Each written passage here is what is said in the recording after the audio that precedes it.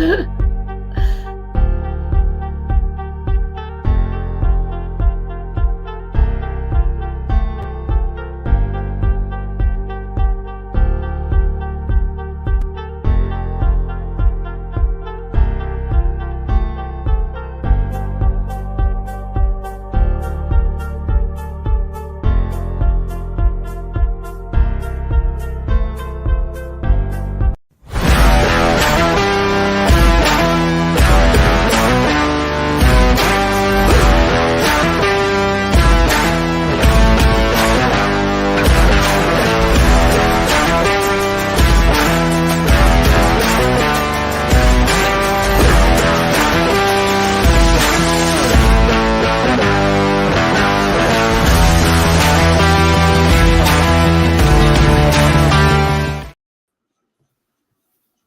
afternoon, everyone, and welcome to El Cockerel. We have a full house today. Yes, we do. We have Queen Ellie. How are you, the Queen? I'll blow a kiss to all our followers.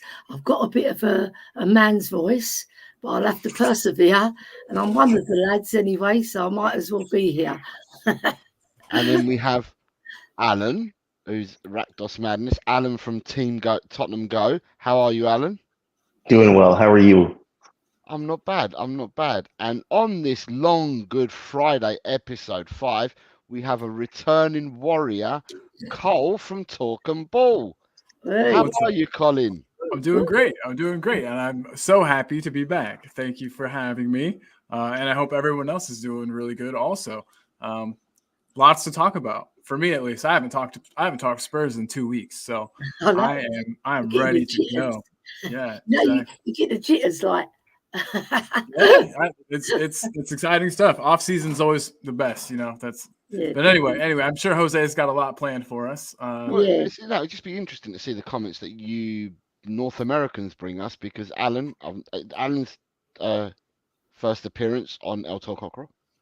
And obviously Alan hasn't I've not heard Alan's point of view for anything that's happened over the last 5 days, because I only started streaming again on Monday.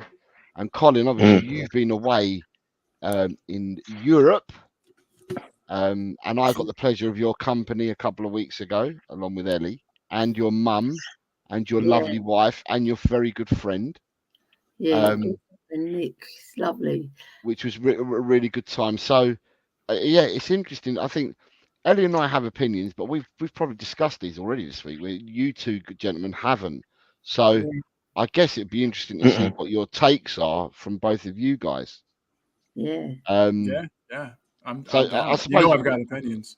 I suppose we'll start with you two guys, and the fan base are going to love this. We're going to start with Werner. The Werner deal. The Werner's been announced on Tuesday. He's coming back to us on loan. He's coming back to us same terms supposedly same terms on wages that he was. We pick up his wages because his wages haven't changed. But the thing that I find interesting and uninteresting is that we've changed the terms of the loan agreement, whereby there's an obligation to buy at a certain price, but he's in his last year of his contract. So even if he were to finish with us at the end of next season, then he could go for a free anyway. But they've reduced the cost from 16 million or so down to like 8.5 million or whatever pounds or euros. So what do you think on this? I'll go to you, Alan, because you're the new person, and then I'll come at you after, Colin. I actually think it's a pretty good bit of business.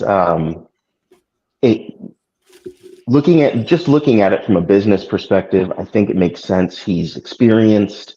He's already had like 5 months in Ange system. It's very inexpensive, which is a Levy thing, I guess. He's going to like that bargain. But for what you're buying, you're getting of exactly, I guess, what Ange said he wanted. Because I assume that anyone that comes in is an Ange buy, and I back the manager. So I'm assuming that that Timo Werner, Turbo Timo, is exactly what Ange is looking for, as far as the running down the left side, which he does very well. He's very fast, and having some sort of goal, GA of some kind, getting the ball into the box, which is exactly what he does a lot of the time. And he did very well. He is unfortunate in front of goal. I think that is his kryptonite. He needs to work on his finishing. It's not just bad, it's bad. Like, it's just terrible bad.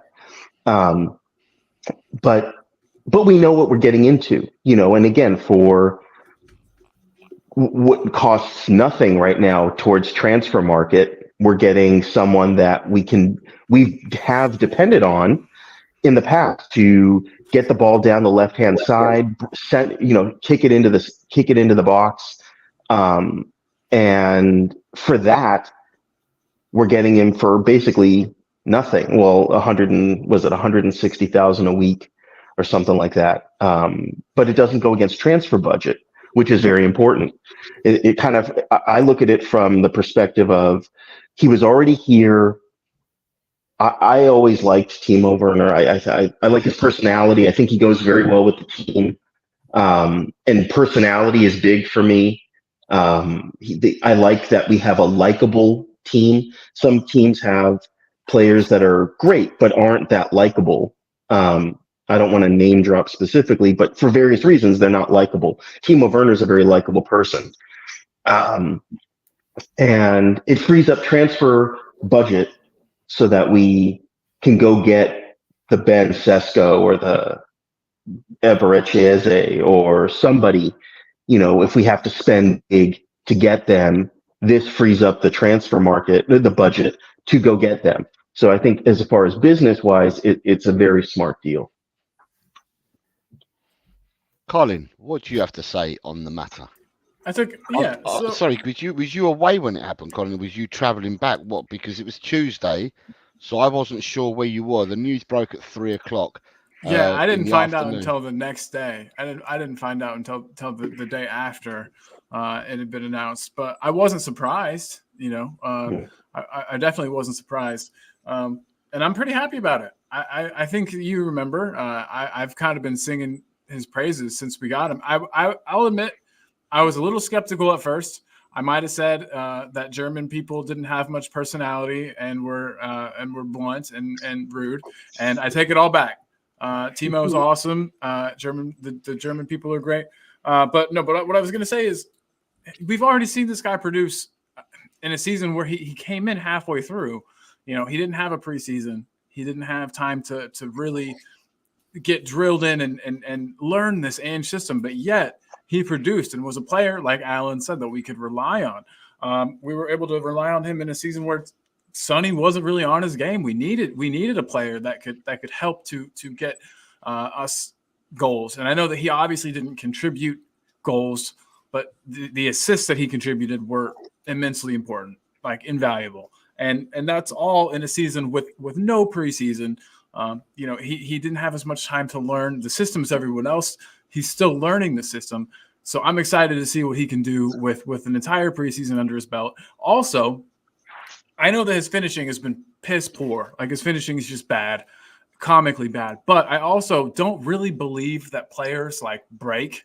We all saw that he was scoring goals for fun in Germany. He had some very, very good seasons. I want to say he's upwards to 20 goals in a season or two in Germany. And the goalkeeping standard between Germany and England and the leagues, to me, isn't that much different. I don't think that there's obviously differences in the standards of play in leagues, but I think as far as goalkeeping comes, I don't think it's that much different. And I think that it's only a matter of time until he gets back on form and starts putting them away like he used to. I really do think he'll come good. And clearly, if they want him, they've seen something in him. They watch him at training every week. Postecoglou has come out and said, I think he doesn't seem like Alan said, the kind of guy that's going to get players just because they are a good deal. He seems like he's got a clear idea of what he wants. Timo seems to fit that. I like him. I think he's a good player. I think people are being incredibly harsh on the deal. I understand that he's not. Who's the guy you love from Napoli? Kvaratskhelia. Yeah, he's a magician. Kvaratskhelia. Yeah, he's no Kvaratskhelia, but he's a good player. And I think that he gets a lot of stick. I think that his time at Chelsea has really done him a disservice, and probably hurt his confidence too. And I can't wait to see him back on form, back on confidence, and then putting goals away like he did in Germany. I truly believe that he will. So I'm really happy with it. So for my North American friends, before I bring Ellie in, right, you are aware that he's not going to get a pre-season. You are aware of that, aren't you? No. Well, European. he didn't play for Tottenham at the end of the season, did he? Because of his hamstring. Yeah, he's got a grade 3 tear, which means he's out for 3 months. Mm-hmm. He's not playing in the Euros. No. So therefore, he won't be playing at all for Tottenham, not until probably the end of August. Will be the earliest he can come back. If it's a grade 3, as people are reporting, and it's a 3-month injury, it means he doesn't get a pre-season. He will miss 3 months worth of football. Now, bearing in mind that he missed the last 2-3 games for Tottenham, it means it would have been the beginning of May, sometime the beginning of May when he got his injury, because we had a load of games, didn't we? At the end, we were playing catch up with games, and so he got injured right at the end. But we would have been in May when he got injured. So basically, 3 months out means that he doesn't start his pre-season or whatever till beginning to mid-August, and that's on the quicker end of a return. So you are both aware of that, yeah? Now, thank you for reminding me. I've gone ahead and scratched that point off of my list of positives. But I had somehow a lot's happened, I guess, in a short time. But yeah, I'd forgotten about that injury. That is a shame. Hopefully, too, that isn't a recurring thing. You know, I know that whenever there was a hamstring injury with Mickey, we were all worried that it would become kind of a long-term problem for him. So, yeah, hopefully he can come back from this and still be pacey, because, honestly, his pace is his biggest attribute. He seems like one of our only players willing to take on his man, even more so than Brendan Johnson, and from the eye tests that I've seen. And maybe the numbers will dispute that. I'm not sure. But, yeah, we definitely need him to still have that pace. So, right. Before we come out, I'm going to come to Ellie, but I just want to say hello to the people we got in the chat first, and then we can come to Ellie. And Ellie can give us her lowdown on Werner. For you two gentlemen who haven't heard her what her critique is, she can then tell you her critique, so you both get to listen to it, as well as the people in the chat. So Talking Ball was here first, saying big up to everyone, and he's missed everybody. Peter Kagayas says hi. It was 12:30 in Melbourne. Beyond 72. What am I looking for is someone who can contribute to what Spurs has given to the world. Culture, sophistication, genius. A little bit more than a Travis Scott concert. Know what I mean? Scott Collivat saying hello to everyone.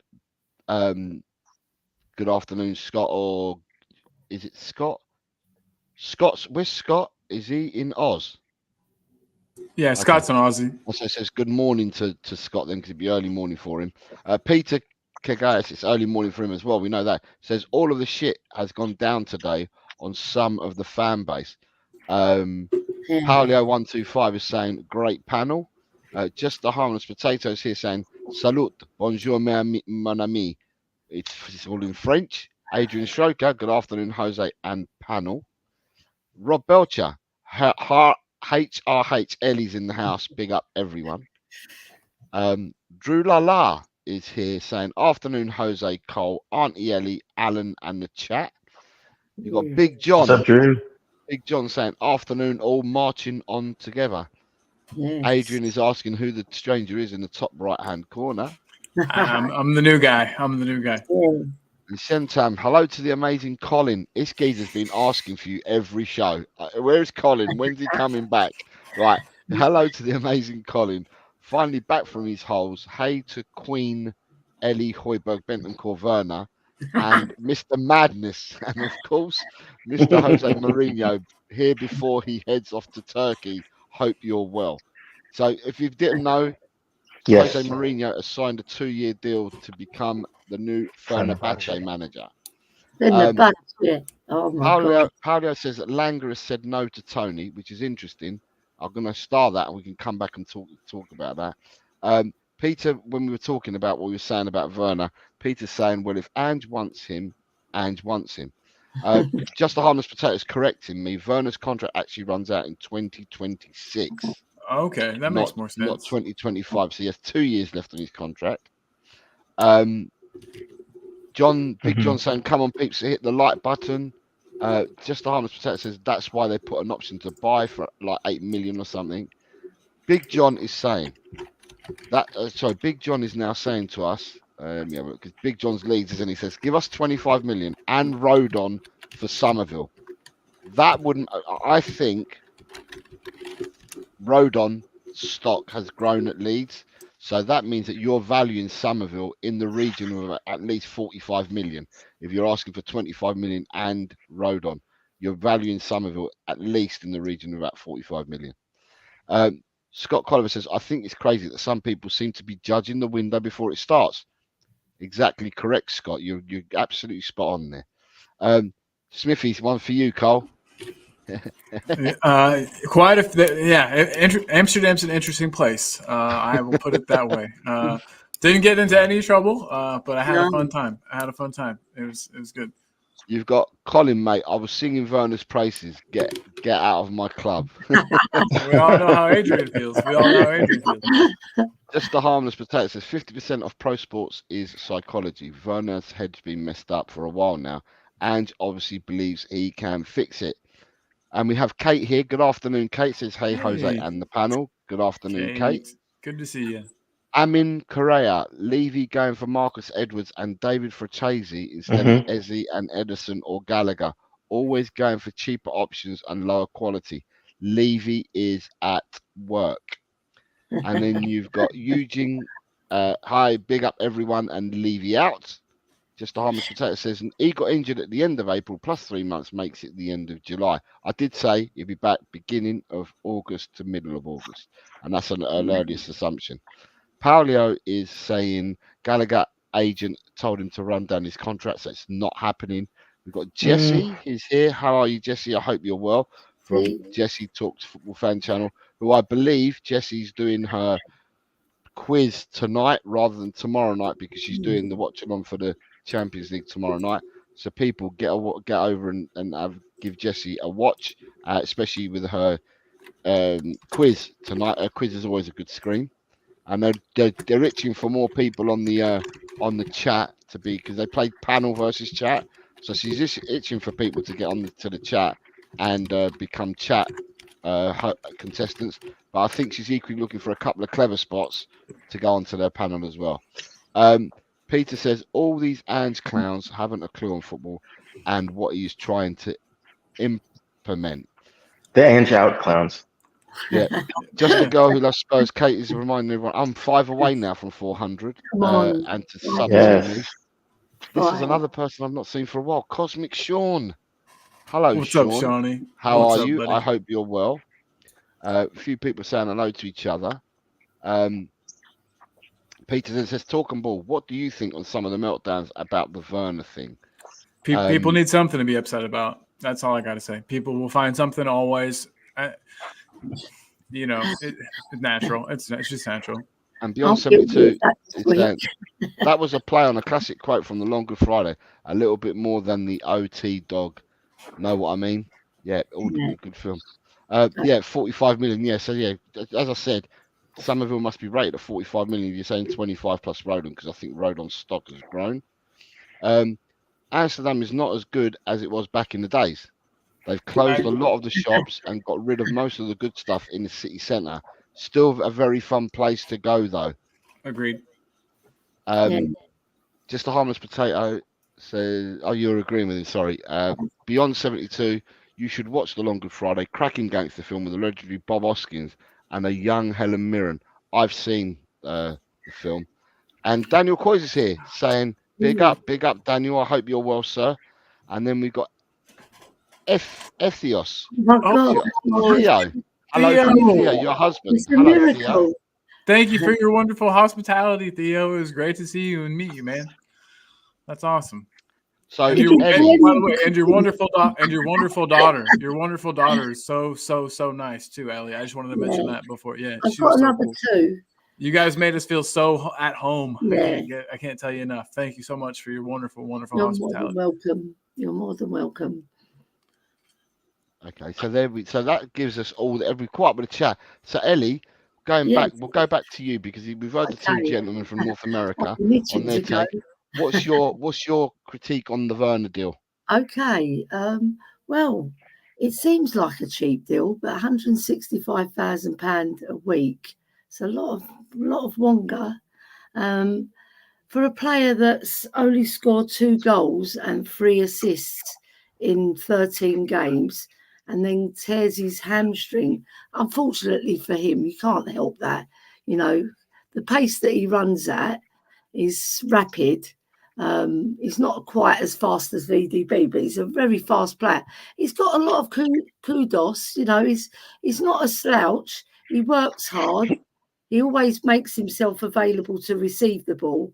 Sometimes they don't find him, which is quite annoying for him because, you know, he could have assisted a few more and possibly scored a few more, but that's by the side. But I would say if I was rating him as, you know, like a report card, I'll say a C, right? Or C minus, because of the kudos in front of goal.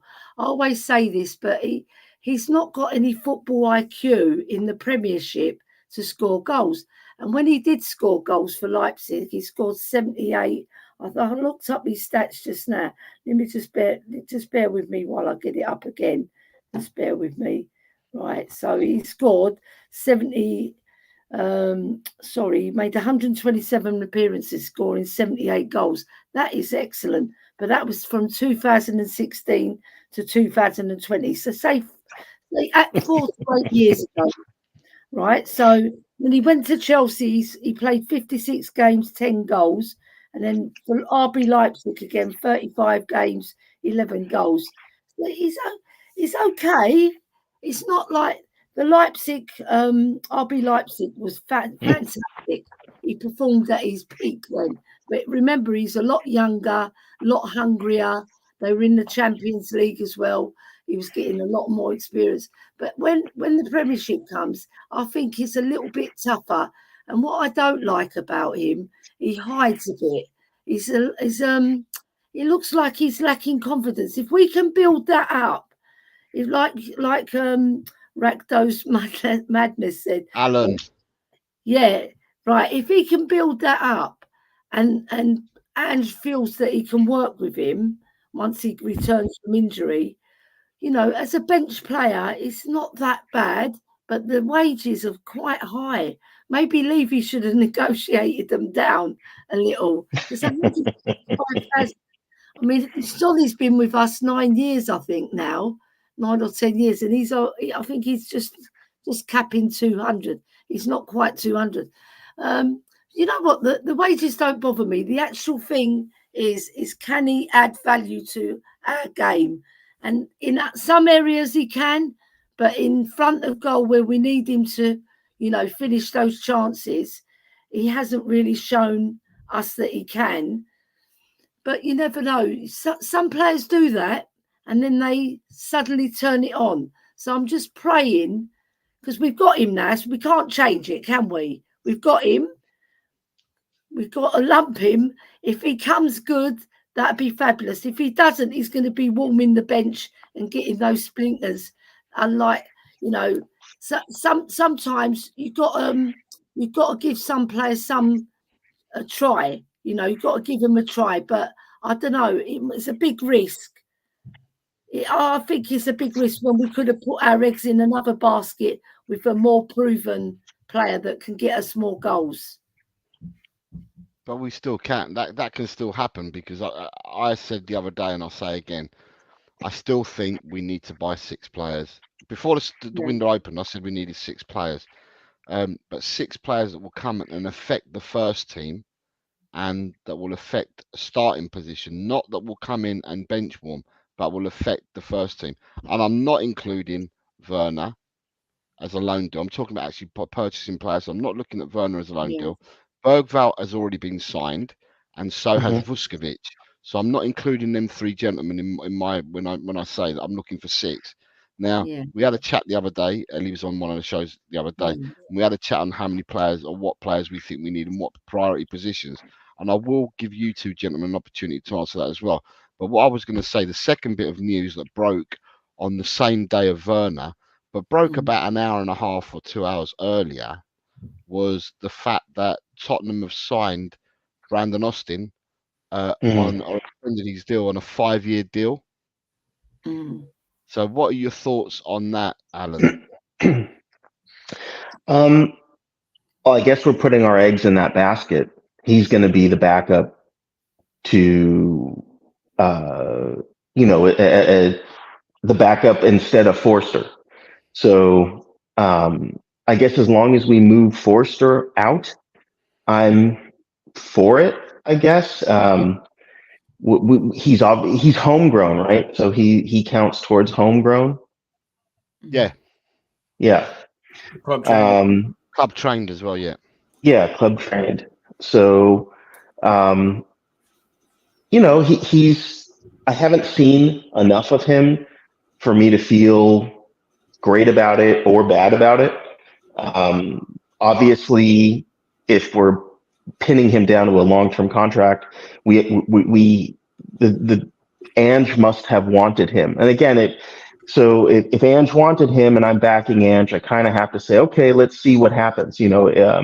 We have Europa League this coming season, so my guess is he's going to get some play time in early Europa, although I'm a little concerned about that.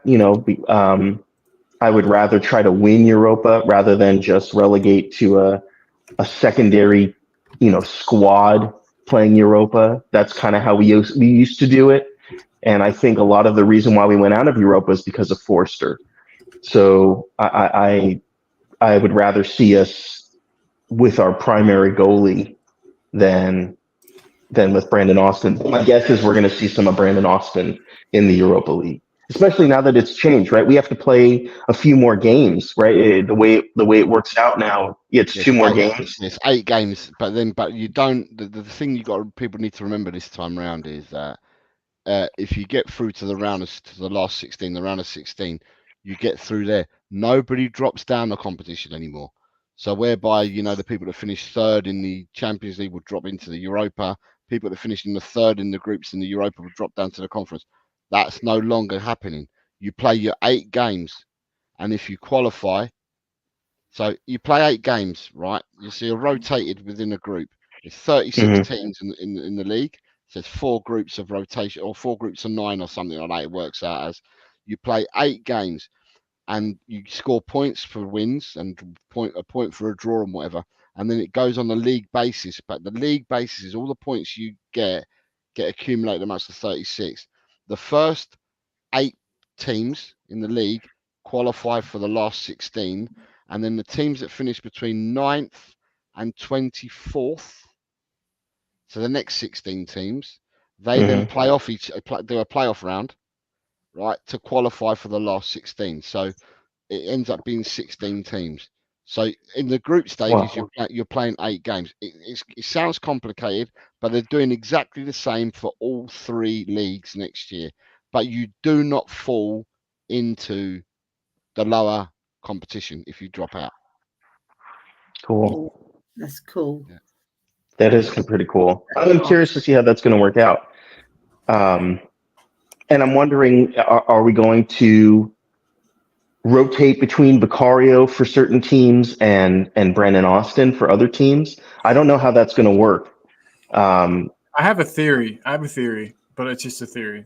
I think that we'll see Vicario play most matches, like almost all. I don't think goalkeeper is a position that you typically need to rotate a whole heck of a lot. So I think that we'll see Vicario play most of the time. I think Austin's there. Adrian put a comment in saying that he reckons that we must have to have 4 academy homegrown players for Europa League. That could absolutely be the case. I just don't think we'll see much of Austin. I really hope not. I mean, so as much as I as much as I don't think Forster's a good goalkeeper, I think he's, from what I've seen, better than Brandon Austin. I don't know. The thought of having Brandon Austin in goal scares me a bit. And I think that he's not there to fill out the numbers, but I think he's there as a guy who knows that his spot is on the bench, and and he's okay with that. And I think that might be why he was given that deal, because we need a player who's going to be okay with riding the pine, so to speak. I don't know if that's an expression in England, but sounds good. Yeah, carry on. Sitting on the bench, and I don't know if you guys agree, but it just seems to me like we clearly have a guy who's first choice, who's really good. I don't see Brandon Austin pushing him. Do you guys see Austin pushing Vicario for that number one goalkeeping spot? I sure as heck don't. But, right. So Ellie, what do you? Because what I was going to come to is that it's fantastic news for Brandon Austin. Yeah. Him and his family must have been as pleased as punch and really happy. A 5-year deal secured and stuff like that. And then the fan base, rather than congratulating Brandon Austin, the fan base went mad because they then released the Werner information straight after.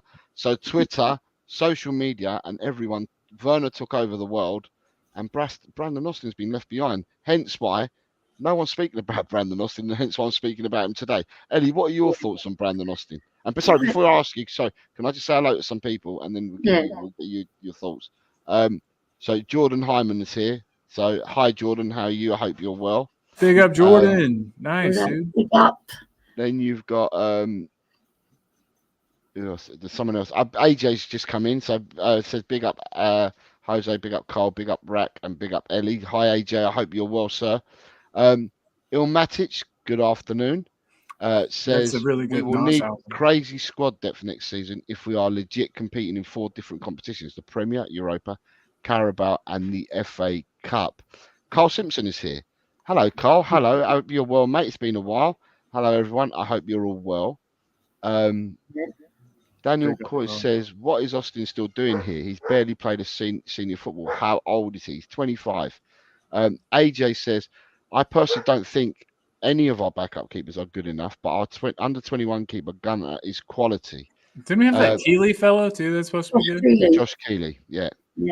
Ilmatic says, I think Austin is just there for homegrown vibes. Keeley next, and then Gunter. Then you've got Academy homegrown are Alfie Whiteman, Brandon Austin, Skip Tanganga, Sessignon, Parrott. We have to keep 4 of them to make up the 8 compulsory homegrown. That's 1, 2, 3, 4, 5, 6 that he's named there. We've got to keep 4 of them. So 2 of them have got to go. Sessignon's going. We know that already. So we'll come back to Stu's here saying good afternoon. Yo. Good afternoon, Stu. What's up, Stu? I hope you're well. Paddy Hartnett. Good afternoon, sir. Afternoon, folks. Just over from Bobby's shit show. You know the snake that went on the same time as you, Eltel. No, Paddy's starting trouble. You have to be writing to him. So yeah, Ellie, what do you say then? What are your thoughts on Brandon Austin? I can't really form a solid opinion because I haven't seen enough of him. For starters, he's not played a senior game to my knowledge. And if he did, I missed it. But I see him warming up, for shots and that. And he seems quite competent. But you can't base it on that. You have to have a real life game situation.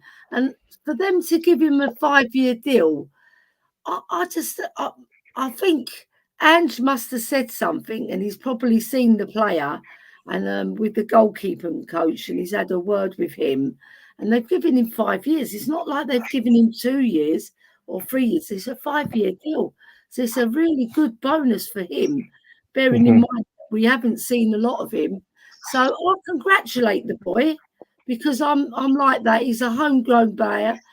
Steve Perriman alludes to homegrown players being really, really good for the club because they've got their heart in the club, which, is a very good thing. And I just feel give the boy a chance because we haven't seen. If he comes on and he performs well, we'll all be behind, in those first few games. And I'm sure he's going to be blooded maybe in the League Cup or the FA Cup games. Probably the League Cup, I would suggest, and maybe a few splatterings of the early UEFA Cup games, the Europa Cup games. Sorry, I keep on saying the old names because I'm old school. The Europa Cup, right? So I just think give him a chance, because I think because he's been with us such a long time and he hasn't been given a break, and they've kept him there, so they must see something in him. And when I've seen him warm up, he seems quite competent. He's a big lad. He's been working on his fitness. They're going to be working with him more to get him up to scratch. And let's see what happens. That's all I can say on the matter, really. So I'm going to add my 2 pennies, right? And my 2 pennies, I heard what you had to say, Colin, right, on Forster, right? But I watched Forster against Fulham in the Cup, right? And Forster, to me, and then I watched the penalties being taken, right? And Forster, to me, is like a big lump of, he's like a tree that's been cut down by the lumberjack, and all it does, it goes, timber, and it drops so slowly. He couldn't get down to any of the penalties. He was so slow. He fell the same way every time. Yeah, it doesn't seem bad as a shot stopper, right? But to be agile, to get to places and stuff like that, he was awful. Yeah, I agree. So basically, the way I'm looking at it is Forster is. I haven't looked it up. I think he's about 37 years old now, Forster. Yeah, something like that. He's got 1 year left on his contract, right? He's been injured for half the season at least, possibly near enough half the season. We don't know how. Look how he was before his injury. We don't know how he's going to come back from his injury. First and foremost, I wish him all the best and great health. I wish it to any human being. But I think Tottenham, all they've done is, with Vicario, they've got a number 1. And I think they've promoted, the coaches must have seen enough from Brandon Austin to say he legitimately can become our number 2. Yep. Right. And then also you've then got the youngsters that are then coming through. For me, that means Forster's going. I also think Whiteman will go as well, because you can't have 2 of them on the books. So I think Whiteman will go, and then that will give an opportunity for our younger goalkeepers to come through the ranks, so to speak, because I'm not sure how old Gunter and Keeley, I'm not sure how old they are in age and whether they're still young. I know that they play with the under 21s and whatever, but a lot of our under 21 players are still 18 years of age. So it just gives them an opportunity and gives them a chance. And that's why I think Austin is there. Austin is there as a number 2. So you've secured your number 2 position. Don't have to worry about Foster then leaving next season. Unless something miraculous happens to Vicario, I see Vicario being our number 1 for years and years to come, especially with goalkeepers. They say, how old do they say, Ellie, normally goalkeepers peak at? 30, 32? 30, 31, 32 years, around about that time.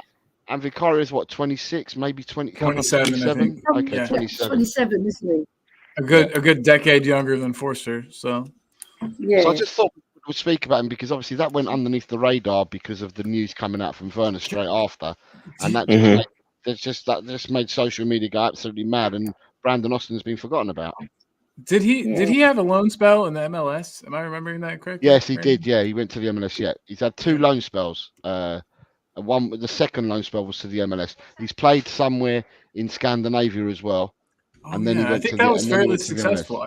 That seemed like that loan was much more successful. Whiteman has played in the Scandinavian countries as well on loan. He's been on loan lately, not long ago, and his went really well as well. But I don't see us keeping 2. I don't see us keeping Whiteman and Austin. It's going to be one or the other, and I think from what they've seen, they've punted for Austin rather than Whiteman. So I would not be surprised to see Whiteman leave the club. Now, I don't know when his contract runs out or anything, but yeah, I wouldn't be surprised for him to go. And then maybe one of the young ones steps in as your number 3. Yeah, Keeley or somebody of that nature. Because then you free up squad space by getting rid of one of the keepers. You're freeing up more squad space as well. Yep. Because they take up a squad space, don't they, for their ages.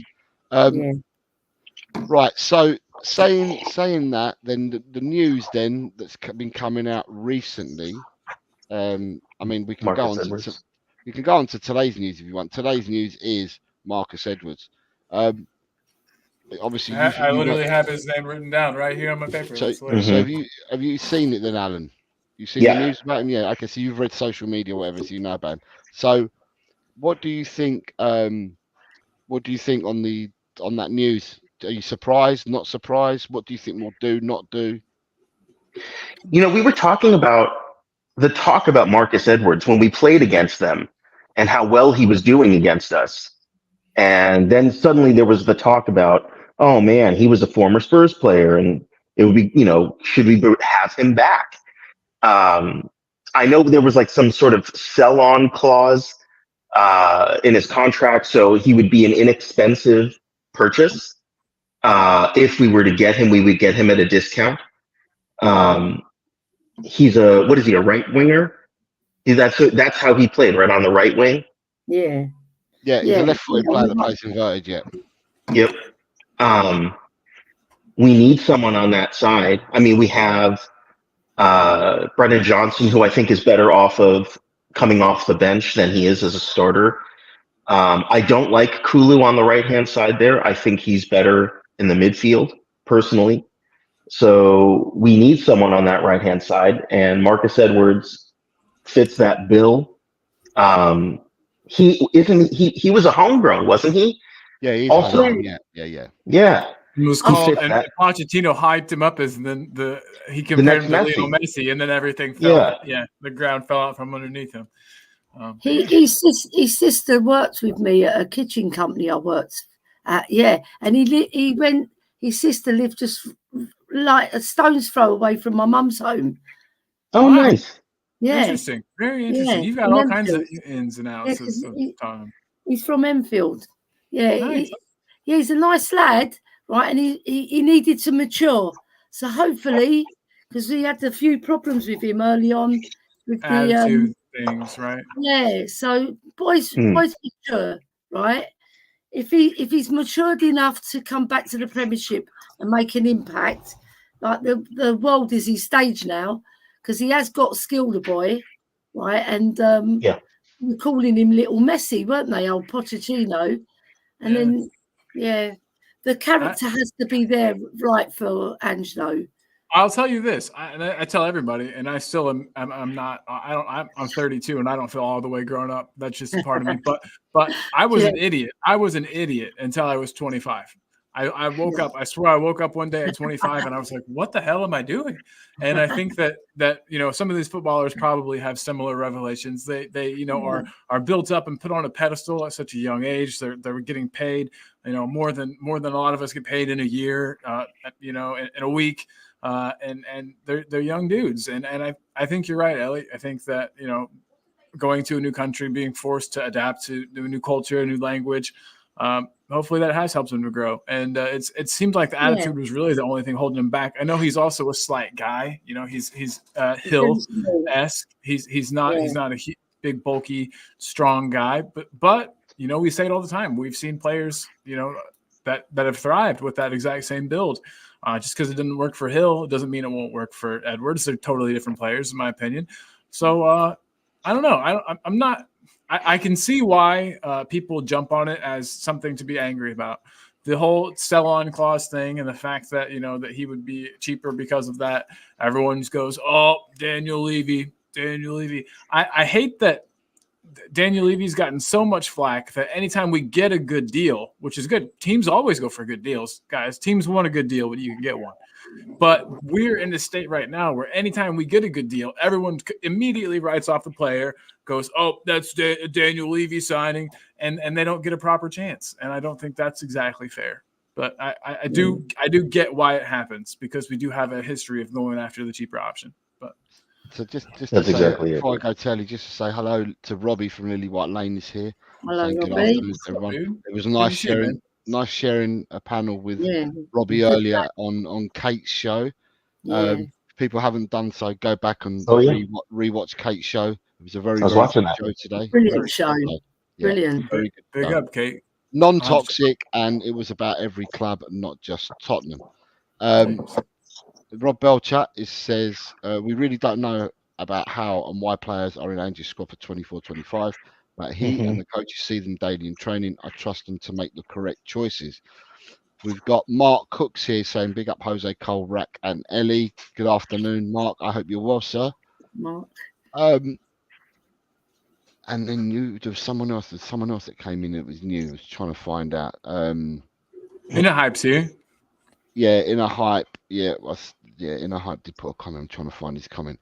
Inner Hype was saying that he told us about Marcus Edwards and that there would be, structure of the deal, but he told us back in January about that. We also have AJ says, I think Edwards is a very good footballer and a very different skill set to what we currently have, but I don't know if he's the level to push us forward. Inner Hype also says, Austin is very quick for a keeper. Marcus Edwards, I suggested in January, and the discount would have been helpful. We also have Kuva. Good afternoon, Kuva's here. Says, big up. Sorry I'm late, but Bobby K got loose again, and I had to fix the cellar door. Just to hold this potato when they've been talking about Villiers, and he says there are rumours that Villiers is a kind of a pawn sacrifice in a fall between the manager and the board. Speculation is that the manager didn't play him to prove a point. Don't know if it's true, but I like to believe it. He says, I can confirm to you it is true. I know Spanish football, and it is true. The manager was going against the board, and for that, there was a couple of players that he would not play, and I think somebody else has alluded to it in the chat. But you've also got Bobby K here. Big up, everyone. Sorry, from the cellar. Bobby K from the cellar. Sorry, I'm late. Kuva 99 left the window open, so I took my chance to escape. Just hard to get out the velvet ropes he tied me up with. Still don't know why I'm wearing a blonde wig. That man's got an imagination, isn't he? And Ilmatic says Villiers didn't get the playing time because of politics. Sevilla manager Flores was fighting against management and refused to play Villiers and fellow on loan Megbury, and I think he was from Man United, Megbury. I misunderstood you. I thought it was Villiers' abilities or lack of. I thought you guys were saying that it was Postecoglou that wasn't playing Villiers because of politics. No. It was the Sevilla manager. He went out on loan, and I think he got 29 minutes. 29 minutes of football in a 6-month loan deal. That's all he got because the manager wouldn't play him or Mebry, who I think was from Man United. But looking at the situation that we are at Tottenham, had he stayed at Tottenham, he would have got more than 29 minutes because we've lost Richarlison, we've lost other players through injury. He would have got more than 29 minutes staying at Tottenham. But they felt at the time that it was the right thing to do. Sevilla promised something that they didn't deliver on. So and anytime, I mean, there's always risk involved. There's always going to be things you can plan all day, and things don't always work out that way. So they'll either think twice about letting them go to Sevilla again, or they'll think twice about letting any players go anywhere that manager appears. Inner Hype says, "Oh right, a 35% sell on, and he's valued at around 15 million." Daniel Coy says, "If Edwards has done it in the Spanish league or the Italian league prior to us going back for him, I would understand. But to be honest, I don't really rate the Portuguese league." Kate is saying, really enjoyed the show today, Jose and Robbie. Yes, so did we. Well, I can speak for myself. I think I'm speaking up for Robbie as well. We loved it. We thought it was a really, really good chilled show. And I implore people to go back, and if you haven't seen it, rewatch it. And when you rewatch it, also give Kate a like as well. And if you haven't done so, sub to Kate as well. Her and Jim were absolutely brilliant. Daniel Coy says, big up, Bobby, mate. Scott M, not seen Scott in a while. Big up, Jose. Hope you're doing well. How are you, Scott? I hope you're doing well, sir. I hope you're well. Dragon D's Nuts says, depends on whether Edwards would be our main winger signing. Who else we got? We've got people saying, Spurs GCTV is here. And he's saying, afternoon, Jose, Cole, Nick, and Ellie, plus all in the chat. Hope all is well. Have I nearly caught up with the chat? Right. Inner Hype is saying, I'm skipping the people that are talking to each other. Sporting Club won the league this year in Portugal for the first time in a while. And then you have Daniel's asking, okay, well, Daniel's brilliant. Well then, Jose, mate, I question why the hell Sevilla in the first place if they were in turmoil even before Villiers went there in January. when are Spurs going to do the research when they go on loan? True, I actually don't know. I don't know whether the manager actually became twisted. He wasn't twisted when in the first half of the season. He became twisted after the loan had been done. Is when we became twisted. So at the time, we wouldn't have known that information, Dan. But we certainly know now. And I think rather than blame it on Sevilla, I think you've got to look at Flores, the manager. And I think Tottenham will look twice now if wherever Flores may be in the future, or if he remains at Sevilla, wherever Flores is, I think Tottenham will look at that and think twice. Yep. So coming back to, got a couple of shameless plug. Well, you are a mod, so you're allowed to plug your channel. So there's Talk and Ball. So people want to go over to Talk and Ball. That's Colin in the right hand corner, and then you've got Kate promoting her channel as well, just to go on Lost Spurs. So these are 2 channels to go. If we can get Alan's channel on there as well, we can promote Alan's channel. Yeah, I got you. Well, yeah. 1 second. Scott M is saying he's flying right now. You guys are doing a great job helping to make the flight go faster. Oh, fantastic! Hell yeah! Glad to, and they got Wi-Fi on your plane. That's awesome, man. They don't all have that. So. AJ's also saying we've got to stop loaning the players that we think have a future out to foreign leagues. Yep, agreed. Don't disagree. Now, Ellie, on the Marcus Edwards thing, the 2 gents have had a go. What's your thoughts? And then I'll tell you what my thoughts are on Marcus Edwards. I like him. I think he's a fantastic player. When he was younger, I used to watch him. He's got really good close control. He's quick. He's rapid. He moves the ball quickly, which would very much suit an Ange Postecoglou system. He's got quick feet. I'm watching him now. I think he's fabulous. He's a fabulous player, but he's playing in the Portuguese league, and everybody's putting this Portuguese league down. But I think it's quite a good league. And look at the Portuguese, how many fantastic players they produce, and you just have to go to Ronaldo, one of the best players in the world. He's up there, isn't he? But to put their league down like that, I think is a bit of a disrespect. But, everybody's got their opinion. I think he's a fabulous player.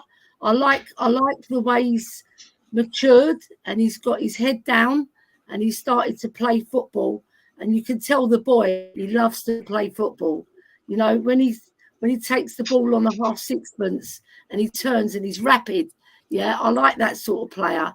The ones that can move their hips quickly and get into that drive forward. I'm watching him now. He's fantastic. The way he moves the ball, he's got very good vision, lays the ball really quickly, which is going to benefit us. So I think he'll be a fabulous addition. Whether he makes the starting 11, you never know. But Ange just earmarked him, so I hope he can come back and prove himself now, because now he's matured. Yeah. So just to let people know, so you got Rakdos Madness, Alan's channel there. 3.5K subscribers I just saw. Holy crap, Alan. Nice. Team Tottenham Go. Whew. Yeah, but it's artificial. Because it's all promo ads. That's what I was saying to you. It's all it'll grow a little bit, but it's to expand the audience. That's smart, dude. Very, very smart. Very awesome. Congrats. And then you got Bobby K and Coover at the 3 Spurs Boys. Subscribe to Bobby K. Spurs Boys. And Coover at the 3 Spurs Boys. So the links are in the chat, people. So there's 4 channels that have been linked into the chat. I've got a good afternoon to Paul G, who's just come in. So good afternoon, Paul G. I'm going to say good afternoon to Auto Snipes. Auto Snipes, I've starred your comments, so we will answer it, Auto Snipes. And is there anyone else that came in here? No, that's it. That's it for now. So right, on Marcus Edwards. Do people recall Marcus Edwards when he left? Yeah, I mean, he went to Norwich, didn't he? Yeah. And he fell out of favour with the Norwich setup, the manager and everything, and it didn't work out very well. And they sort of sent him packing, and he came back to Spurs. I think we put him on loan again in, is it Excelsior we put him to, if I'm right? Excelsior on loan, 25 games, 2 goals. He only ever played 1 game for Norwich, so he didn't make a lasting impression there, did he? So, you know, he was going through that period where he's finding himself as a young man. And you know what, like Colin alluded to, young men, a lot of money, lots of things, lots of attractions. Their head can be turned. Yeah, now we can turn his head back, get him focused on his football, and I'm sure he can excel because he has a very good skill set, you know. So I'm hoping that we do put our eggs in that basket because I think he can add something to our team, and he's very fast as well. And we haven't got a player from midfield like that. So there's a different manager now. It's a different setup at Tottenham. But Yes, Marcus Edwards burnt a lot of bridges when he left Tottenham. he did. Because of his attitude, the way he left the club, the way he went about things and that, it left a sour and bitter taste in mouths at the time. So there's a school of thought is that Tottenham wouldn't touch him because of what happened beforehand. There's another school of thought that says that it's Ange and it's a whole lot of new people around now than what were around back then. Alan is quite right in what he says earlier when he talked about the percentage. So when we bought Pedro Porro, yes, that's fine. When we bought Pedro Porro, we had a 50% sell-on clause, but when we bought Porro, we dropped that 50 to 35. They value him at, I think, 15 million pound or something like that. But anyway, or 15 million euros. If you do the 35% off that, it means Tottenham are scrimping and scraping and getting a player in for 9.75 million is what it'd cost if Tottenham were then to buy him. I'm not too sure. Sorry, I'm not too sure about the links because, and I will say this with links, and I say this all the time. So Colin, you would have heard this a million times from me. We are going to be linked with so many players. Every day we'll get 3 or 4 links with players. And when you multiply that by the amount of time that it started, a month ago, and by the time the window starts, we would have been linked with 300 to 400 players. So a lot of it is never going to happen. It's just, it's just people putting it out there for people and stuff like that. Yeah, so, they see kind of like some links or ways that they can make it make sense. And so even if there aren't any actual links, there's a story to write. But the question that we've got from saved it here is from right. Let me go back a step before I do all our snipes. Paulio earlier put in Langer said no to Tony. Now, if this is true and it's to be believed, then Langer has said no to 2 players this week, and that would be Ivan Toney and Callum Hudson-Odoi. Cool. I'm all for. I like it when one of the guys that are in charge of recruiting talent or bringing in new players. I love it when they say no. I don't want a bunch of yes men who just go for the first option. The fact that they've looked at them enough to have denied them or not wanting them, I think is a good sign. It means we're doing our due diligence. We're finding out about them as people, about them as players. If somebody whose job it is to do this is turning a player down, and remember, us as fans, we're all kind of wary about him due to his off the pitch issues, due to his attitude and stuff. And so if one of the big guys is saying the same thing, I who am I to say they're wrong? Ellie, what do you think? I mean, I think like there's a question mark over his attitude, and it doesn't come lightly, doesn't it? They've done their due diligence. They've asked around. They speak to each other, the football clubs. They know the coaches know the other coaches, and they normally got a good camaraderie. They do.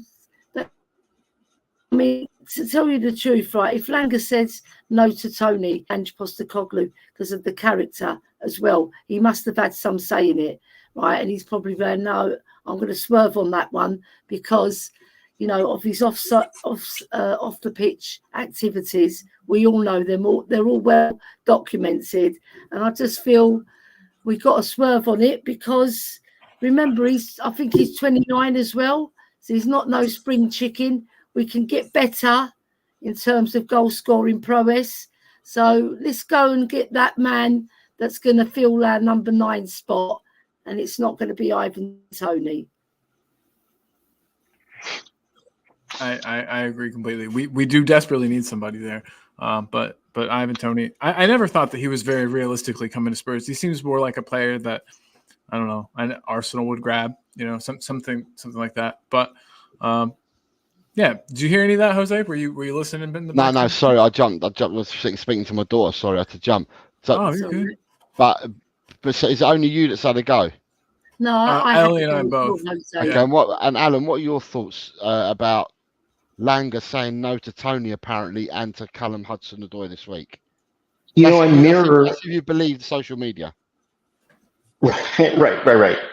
I'll mirror what Colin said. That I like it when it feels good that it wasn't Levy doing it.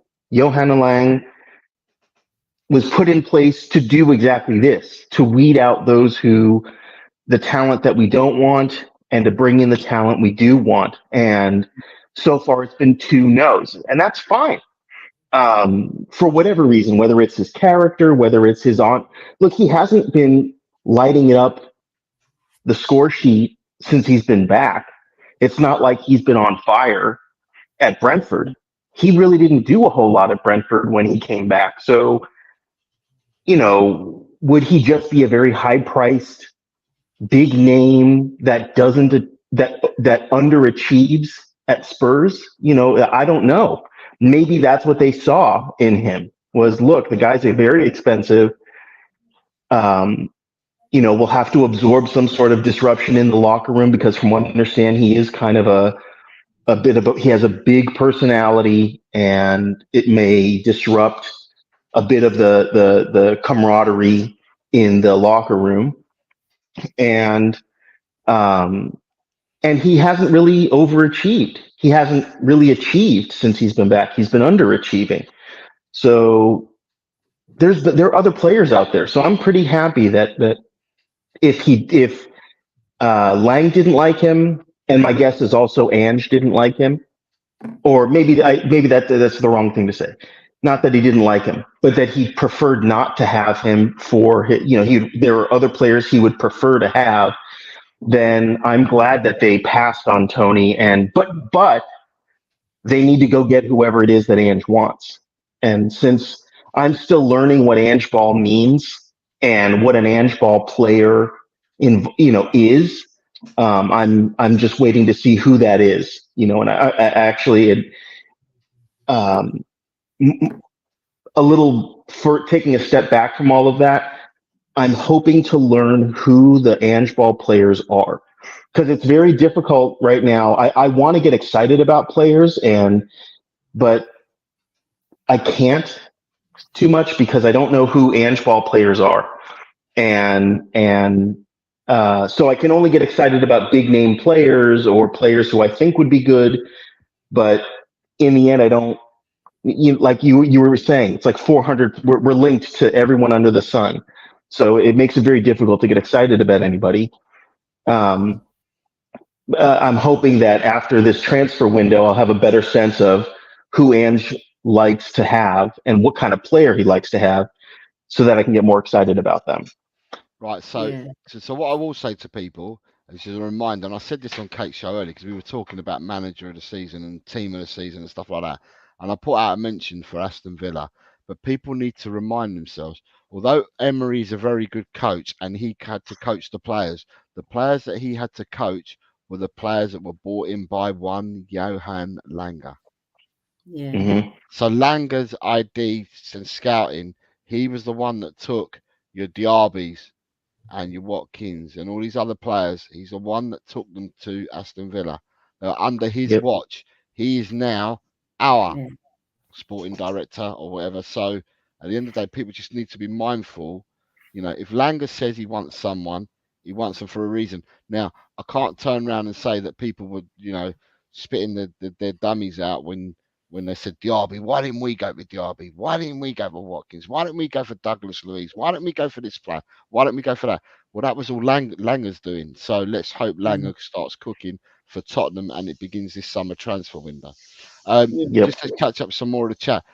Someone said about the Portuguese breeding ground and stuff like that. A couple of people said it, but you've got Ronaldo, João Felix, Bruno Fernandes, Rafael Leao, Bernardo Silva, João Cancelo, Ruben Diaz, Mateus Nunes, Jota Vitinha, Dalot, Ruben Neves. It's actually scary, the players that come out of Portugal. They don't have to be Portuguese either, because out of the Portuguese league, you've had other players that have come out of there and have been extraordinarily good as well. I remember Carvalho, the Chelsea centre-half. He came out of Portugal. Good shot. You had Paulo Ferreira, the right-back that came out of Portugal. There's Neto as well. He's Portuguese, isn't he? But we're saying the players that have come out of Portugal. Vitinha, and he's smashing it up now. So at the end of the day, people saying, I know people are talking about Marcus Edwards and people saying about the Portuguese league. You've actually got some really, really good players that have come out, and someone that's missing on this list, Ruben Diaz. Ruben Diaz, yeah. Oh, he's footballer. He's there. He's on the list. Is he? Yeah. But I missed him then. Right before. There he is. Yeah. Okay. Yes. I guess I missed that. AJ is singing for us, which is fantastic. Yes, AJ. Yeah. Dragon D's Nuts is saying, I've still got to answer one comment, but we'll come to that. Dragon D's Nuts says people are whinging that Ange doesn't play academy players, enter Marcus Edwards. In the hype says Rosario is Lo Celso's home city. They won the league last season when I was watching them. I like the kid Mateo Tanlogo, but he's not got the physicality. Seems a common theme. We're going to answer your question now in a second. It says we might not have trophies, but the elitist, at least the fans, are loyal. Meanwhile, Arsenal's are delusional. Fans can address the problem. Arsenal fans deny it. Just the harmless protect says, yeah, that's fair. I guess 6th or 7th in Europe, probably on the same level as the Eredivisie, but they have a huge pool of talents. Agreed. AJ says, I genuinely think if we sign Edwards back, it's going to send some people into absolute meltdown. AJ's also saying that Tony's very good, solid striker, and would be a good addition to the team, but his attitude and character are in question, and I don't think that they will want it because of it. All the artisan here saying, afternoon peeps. Shemcham says, it doesn't really mean much if the hierarchy says they don't want someone. Rumour had it Levy didn't want Werner. Was that true? Who knows? Good point, dog. Good point. Yeah. Dragons D says, if they've turned down Tony, they better have Vlahovic or similar lined up, not a Solanke level player. Would you guys be happy with like if Ollie Watkins came? Ollie Watkins. But he'd never come. But you'd do it 6 times on a Saturday and 57 times on a Sunday, wouldn't you?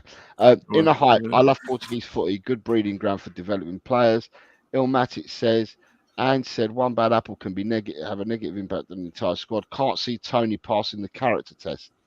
Daniel Coy says that Hudson-Odoi would have pissed me off 5 good months in 4 years. Proper short-term thinking, that is. Ilmatic is desperate for Eze. Ronnie is reminding us that Tony's played 16 games and only got 4 goals. Those are Richarlison numbers. Yeah, I've starred Ronnie's comment here, and I'll come back to that. Eric Dyer also came from Portugal, being reminded by Kuva. Yeah. Oh my God. What about Di Maria? We haven't mentioned Di Maria. He's a fabulous footballer. He came out of there as well, didn't he? Yeah. And then we've got Jedson Fernandez as well. Audio out is saying that we've got Jedson Fernandez. Right. Jedson Fernandez. The question from Auto Snipes is, should we sell Richarlison?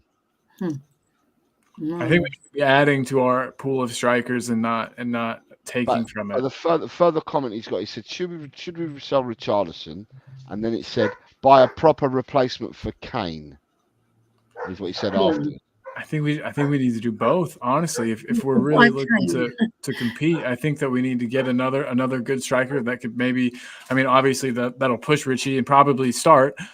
give Richie some competition, give him something to fight for, a place in the squad. We've got a lot of competitions coming up. I don't know how seriously we're going to take all these competitions. We all watched the Fulham match in the Cup this year. Yeah. We're kind of throwing that one out the window. Hopefully that's not the case next season.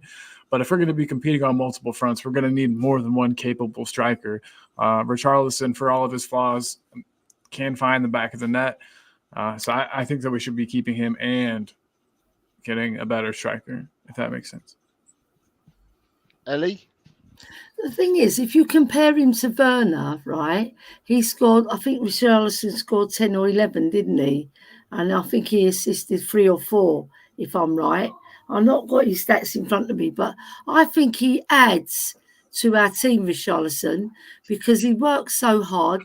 He fights for the ball. He plays for the badge. He's got shithousery. He's aggressive. We haven't had that type of player in our front three, right? And I think he either a start or a bench player. Obviously, if we get a proper number 9, that number 9's going to start because he's going to get ahead of Richarlison. But coming off the bench or fighting for his place, I think he's got some kudos, Richarlison. Maybe I don't think we should sell him. I think we should keep him because I like his shithousery, and we don't have enough of that in our team. Like Jose Mourinho alluded to, you've got to be a bastard to win in this game. You really do. You really do. So I like him. I like his work ethic. He's not the perfect player, but I think he can add some flavours off the bench. And I want Lee Smithy Smith not to be sad because I've got to buy him a few ciders next season. Big up, Smithy. And for you, Alan, what should we sell Richarlison? No, I don't think so because it would. What it would cost. I don't want to spend transfer budget on a position to fill his shoes when we need another striker anyway. Because as we saw last season, Richarlison got injured, and we were playing Sonny in the middle, and Sonny that's not his position, and we suffered as a result of it. I think we unfortunately suffered. I think he was exhausted. He was bullied. I'm talking about Sonny. Was bullied kind of in that position. He's not an aerial threat at all. Right. Richarlison is. And as Ellie pointed out, the shithousery is important. It is something that goes part and parcel with that position. You have to have a bit of that shithousery. Harry Kane had that. He was always willing to kind of scrap. He'd get the occasional yellow card. Richarlison's kind of the same way. And Richarlison, I think, is okay being a backup. I don't know a lot of players that want to sign up, aside from maybe Timo Werner, who are kind of willing to be a backup for a price that we're willing to pay for, considering we still need a primary striker. But as a backup, I think Richarlison is perfect. I really don't want to sell him. I like him. Well said. Right, so for me, that's 2 for you, Lee. For me, I said the other day, and I can't change, because I said this the other day. I said that I would keep Richarlison, but I still think we still need. Forget about Werner. For my 6 players, I said we needed to buy this window.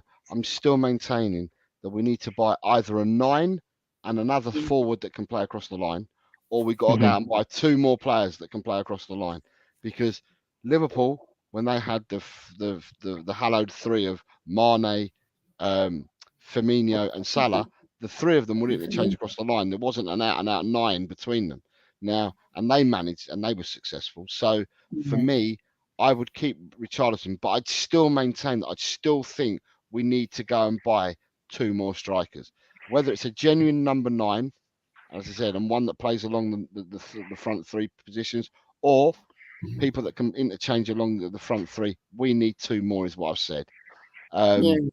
Now we've got. I've saved let me just go to say hello to a few people because I've saved a comment here from Ronnie. But you've Big got up, Ronnie. You've got Finn Rickwood. Big up Jose and everyone in the chat. Good evening, Finn. I hope you're well, sir. AJ says, I think Solanke would flourish in a top team. Very good goal return for a poor team. He scores all kind of goals, and if you put decent players around him, I can see him being a 20-goal a season striker. Then you've got Ronnie says the latest on Richie is the club are not looking to sell him, but if they received a suitable offer, they would consider it. Kate's saying that reports today say that Højbjerg and Lo Celso will be leaving the club in this window. Spurs, Graham is saying, had Richie stayed fit, I think he would have scored more. If we did sell him, it would mean we need to buy 2 strikers as well as the other positions we need to fill. I would buy 2 strikers anyway, regardless of keeping Richie. If you sell Richie, you have to buy 2 strikers. Richie adds a different dimension to our team. I'd still buy 2 strikers. Still buy 2 strikers. Even with Valise in the wings? Yeah, I would. I still buy because at the end of the day, you've got Valise, you've got Scarlett, Troy Parrott, right? 3 young uns you got there. They're going to have to make decisions on them 3 young uns. What are they going to do with them? Are they going to put people out on loan? Are they going to without them? You've got Werner. At the moment, you've got Werner, you've got Sonny, you got Richie, you got Johnson, right? Yeah. To me, that's only 4. I still think we need another 2. Remember that in our squad, I'm saying squad we need another 2, but the youngsters can also pad up your squad without taking a place because they're under 21s. So Tottenham have got decisions to make there, but I would seriously think of bringing 2 more players in. What do you think about Will Lancashire maybe in the coming years coming into the team? Oh, I love this comment. Sorry, but Will, I don't know anything about Will Lancashire. I'm an idiot. Okay, we'll come back to Will Lancashire. I would have thought, Alan, I just want to catch up with the chat. So it says, would anyone take Darwin Núñez if he became available? It's just a yes or a no. No explanations. Yes or a no. Yes. Because otherwise I'll never catch up with the chat. Yes. Yes? Alan? Yes. Ellie? Yeah. Okay, so 3 yeses there. I Auto like the way Snipe he says, moves. I like the way he moves. Victor Osimhen is not going to Chelsea and he may like playing in the Premier League. Maybe something to think about.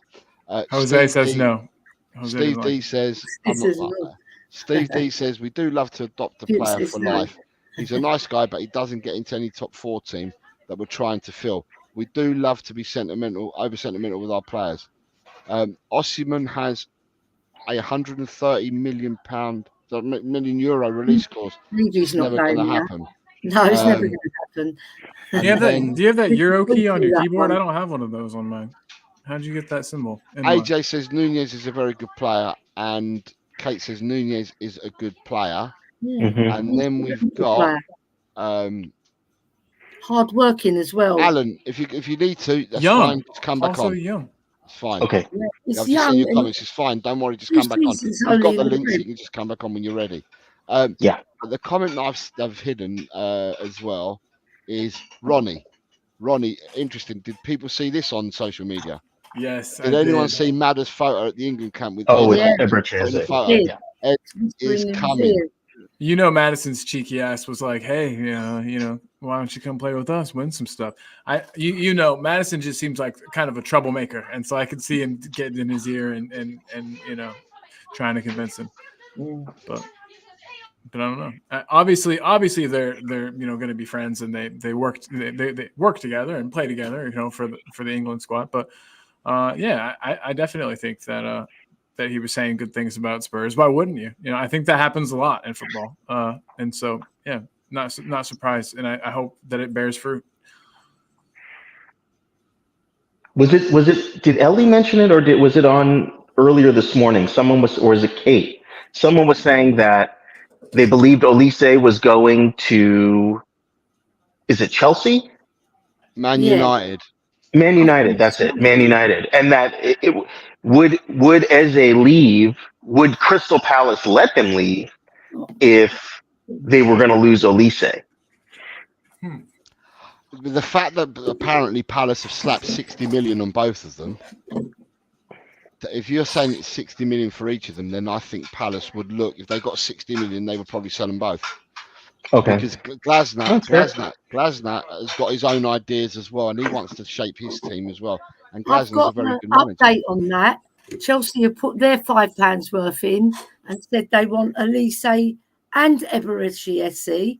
That was from Football London just 3 hours ago. What are they offering? Did it have a price on it, Ellie? Was there numbers? It says no. It doesn't say a price. It just says that. So I heard something about a £30 million release clause for Eze, but I'm not sure if that's actually real. They slapped in 60 million. Palace has said each one of them is 60 million, right? Okay. But the problem with Chelsea, right, that you guys need to remember is Chelsea are in big time financial trouble. Right. Yeah, they are. Although they got given a year's grace because Bowley took over, so instead of looking over 3 years, they look over 4 years of books. This year, they're looking at their books. They are in trouble as it is, but they also last season tried to put their hotels in, and at 79.8 million. Right. They tried to put their hotels in. The hotels have still not been ratified, even from last season. There is 4 weeks left to close your books. And that's another 79.8 million hole that they've got to find, even on top of the hole that they've already got. Who are they going to afford? They're going to have to shift so many players and bring in so much money to then go and buy these other players. Yeah. So we're in the driving seat in that respect. If we want to get in there, nip it in the bud, get them signed up and get them over at White Hart Lane, get them playing for us. Yep. Well, speaking of that, with Chelsea's problem, would you want like a Conor Gallagher? How do you rate Conor Gallagher? He's not bad. He's okay. He's nothing to write home about. He's a decent player, but I don't think he's the type. He'll fit the system. That's 100% sure, right? But I don't think he's the player that will take us forward. I think we need a more skillful player, more competent on the ball. And he's Chelsea through and through. I don't know. I don't like the idea of that sort of player coming to our club. Yeah, when we can get better. We can. Mm-hmm. How about you, Colin?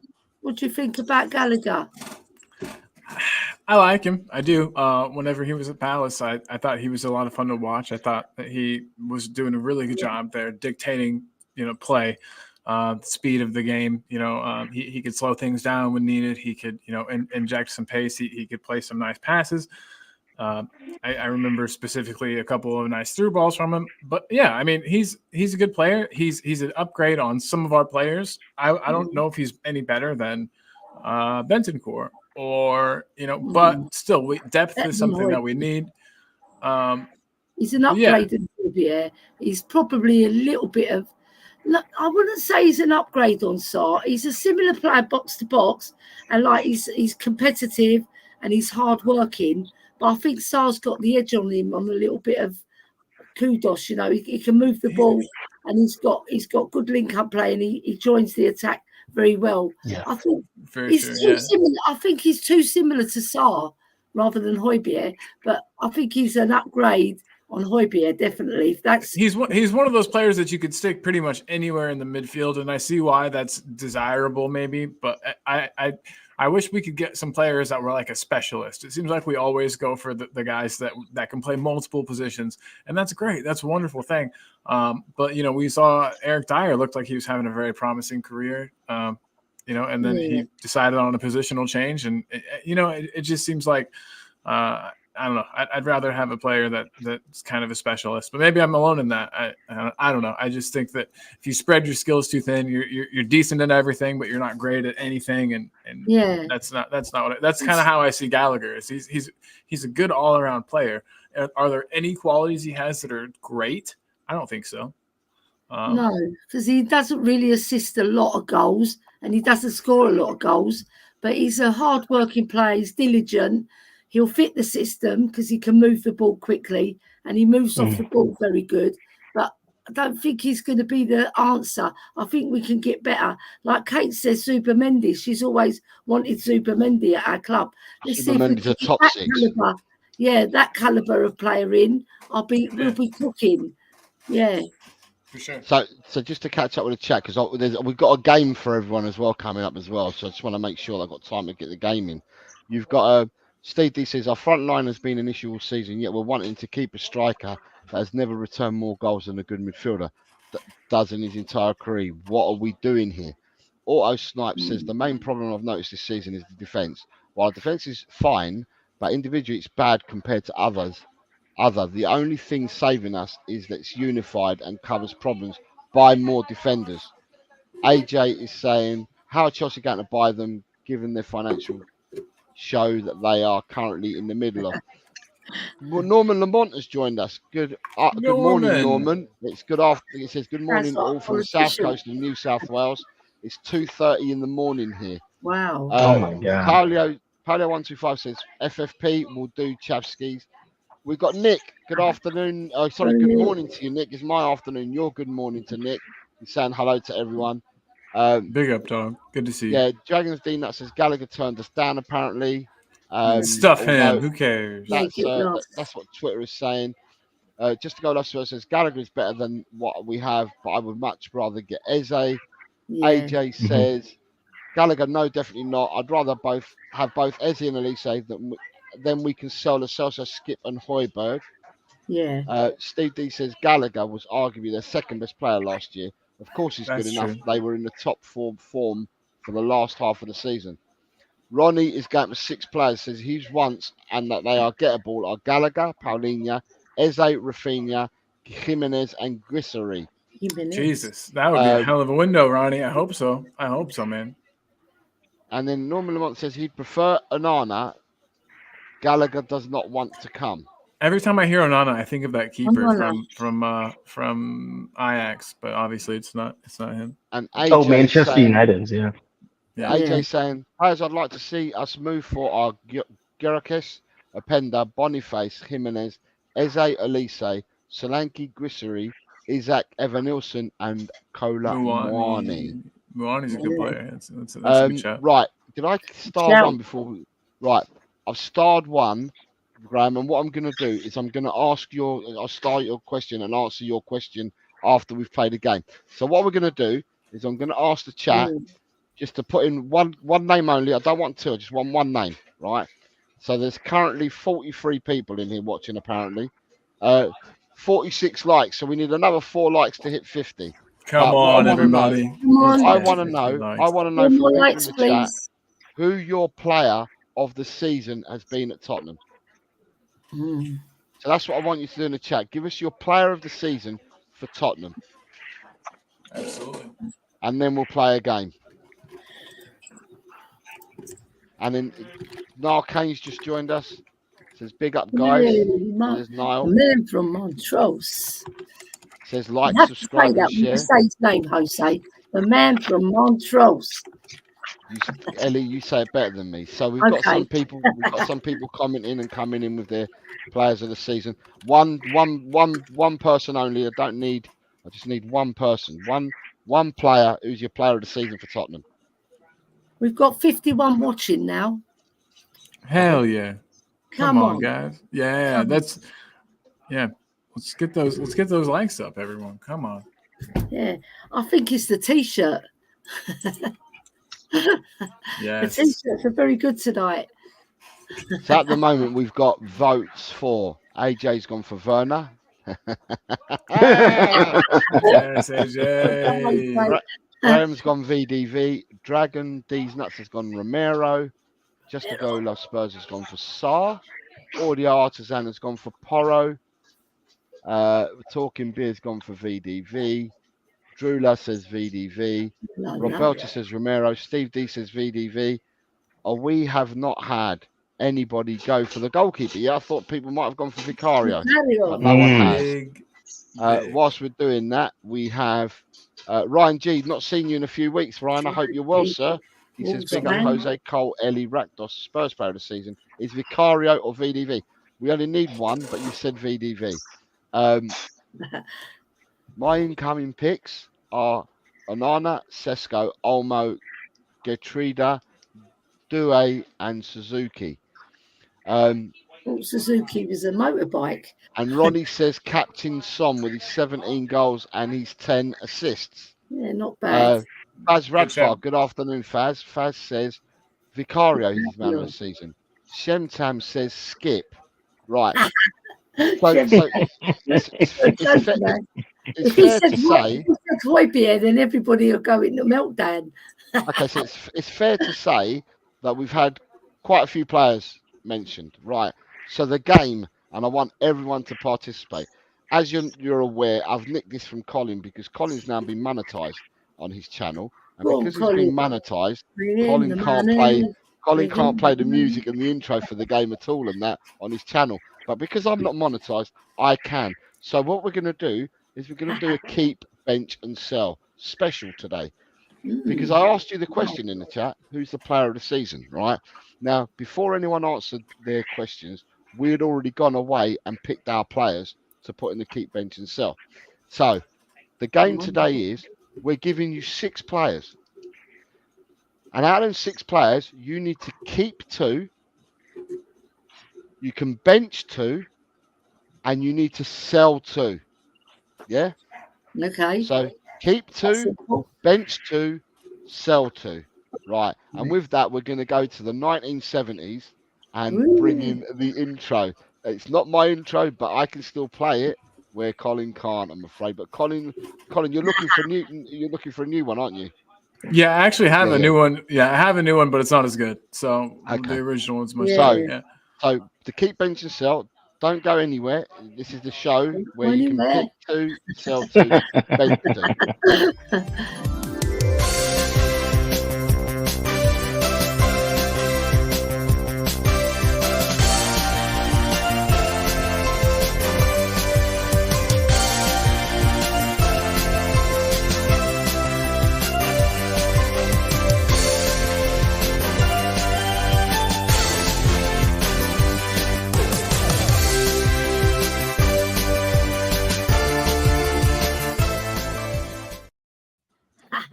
Right, so there we go.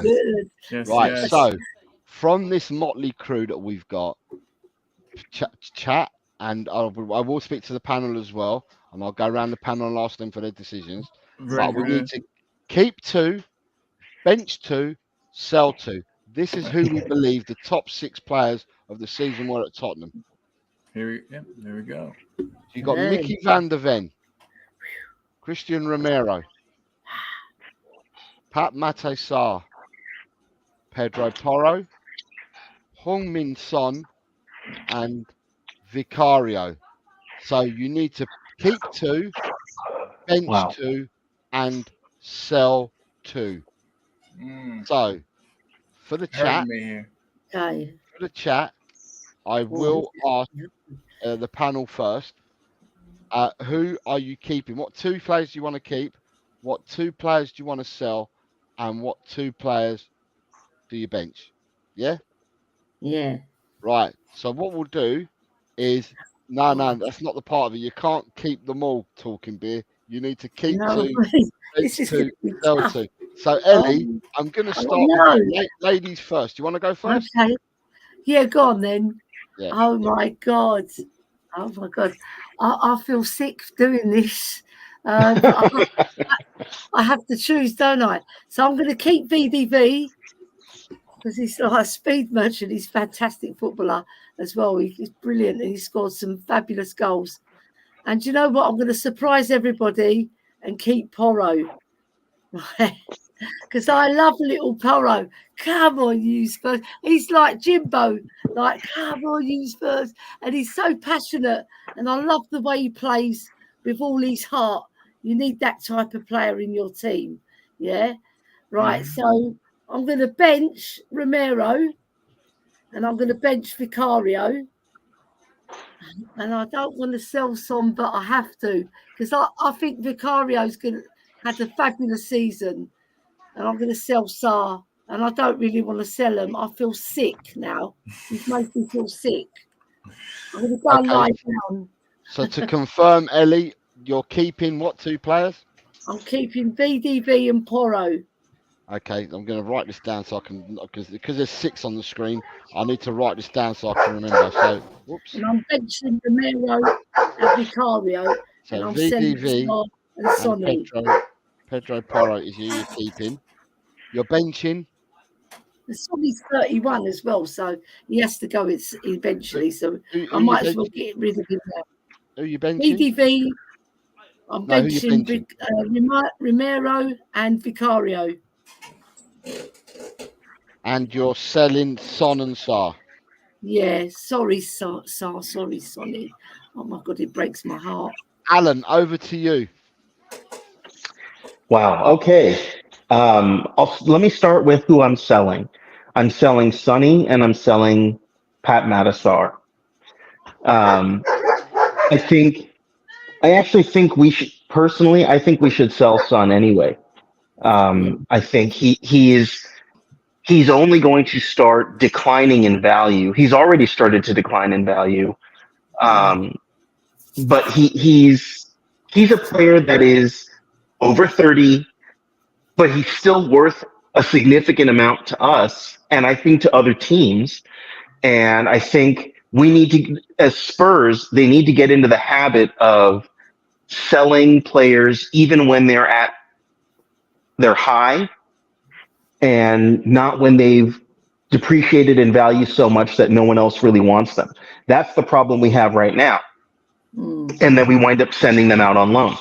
So I think we should sell Son. I would sell Pat Matasar because I think that it would be easier to replace him. I would bench Vicario and Porro, and I would keep Mickey Van de Ven and Romero. I think personally, I think Romero would be a better captain for us. I like his passion. I think Sonny doesn't show as much passion on and off the field. I think he's more level-headed, but I don't know that I need level-headed. That kind of reminds me of Hugo Lloris. He was very level-headed, but I wanted passion. I wanted someone that was going to inspire the team, and I think Romero does a very good job of inspiring our players to do more, and he leads by example. So I think that I would keep our defenders. And the same goes to you, Colin. What did you say? Who you keeping, who you benching, and who you selling? All right. Well, I'm going to keep Mickey Van de Ven, of course.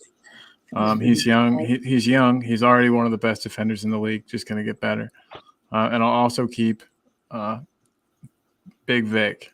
I think Vicario is our keeper for years to come. You know, I think we've got at least 5 years of him coming up, and I'm excited for it. So those are the two I would keep. I think they both kind of changed our team. Defense is a position where we've really been exposed and lacking, and also and we needed a replacement for Hugo, who was one of our best keepers in recent times. So yeah, those are the two I would keep. As far as the bench, I'm going to go with Romero and Sarr. I think that Sarr is a player with a lot of energy. And Romero is just our second best defender. He's great. He's got passion. He's fiery. We need that, just like Alan was saying. And then unfortunately, Sonny will have to go. I think we could get a good offer for him. So Sonny has to go, and Pedro Porro as well.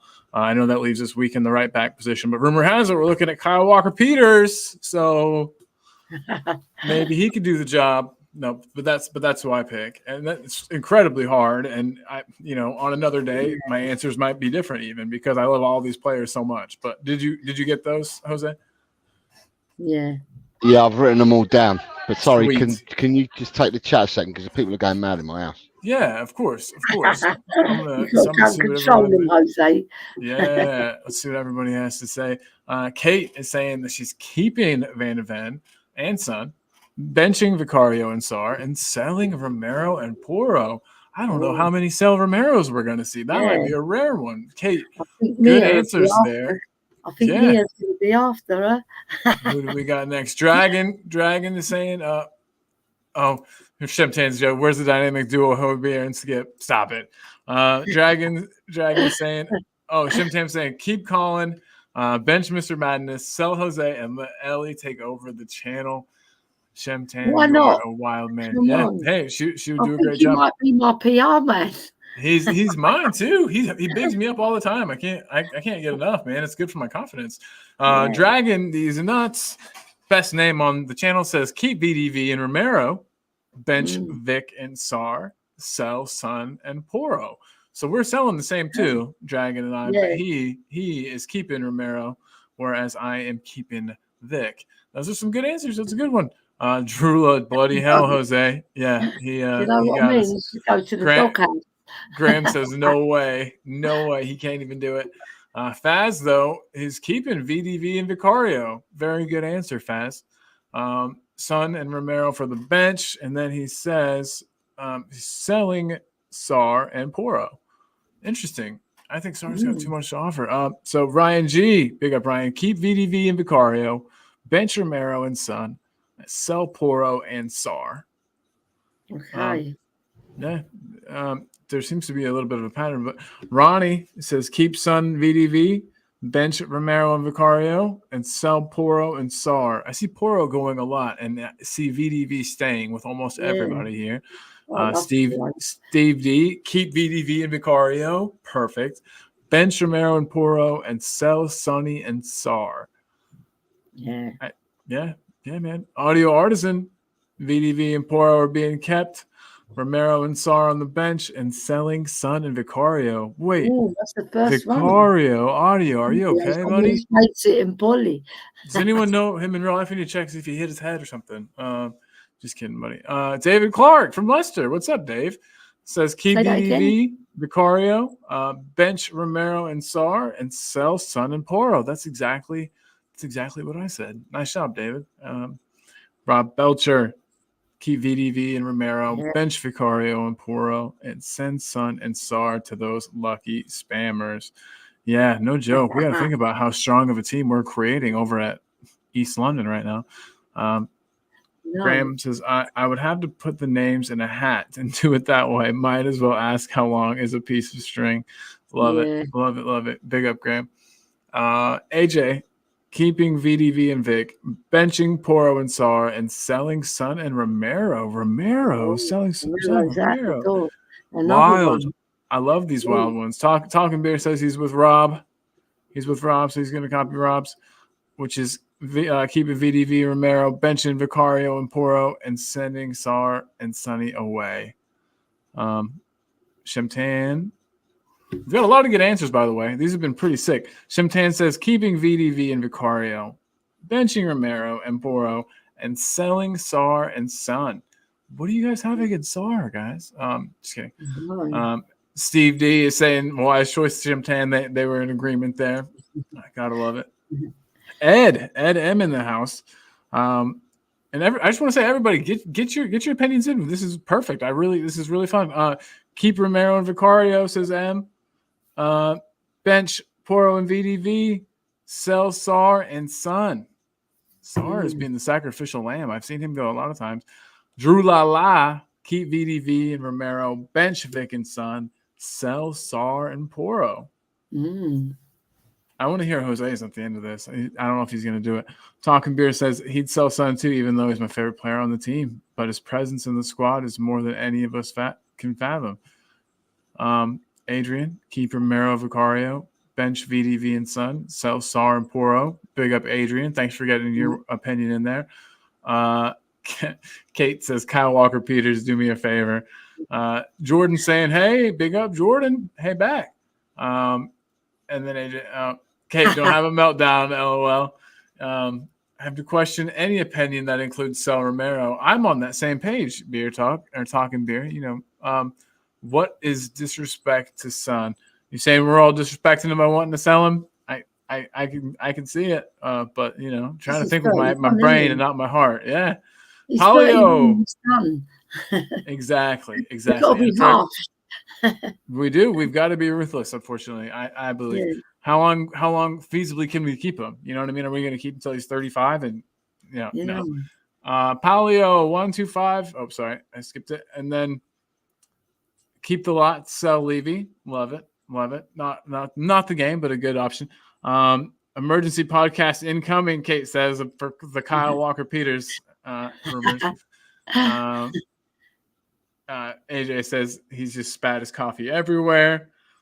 Emergency podcast priceless. Let's do it. Have one. Let's start it. Selling Romero to wet spam. Kate, wash your mouth out with soap. That's me unsubbed, says Rob Belcher. No, Rob. Keep VDB, Vicario, Romero, bench Sar, Romero.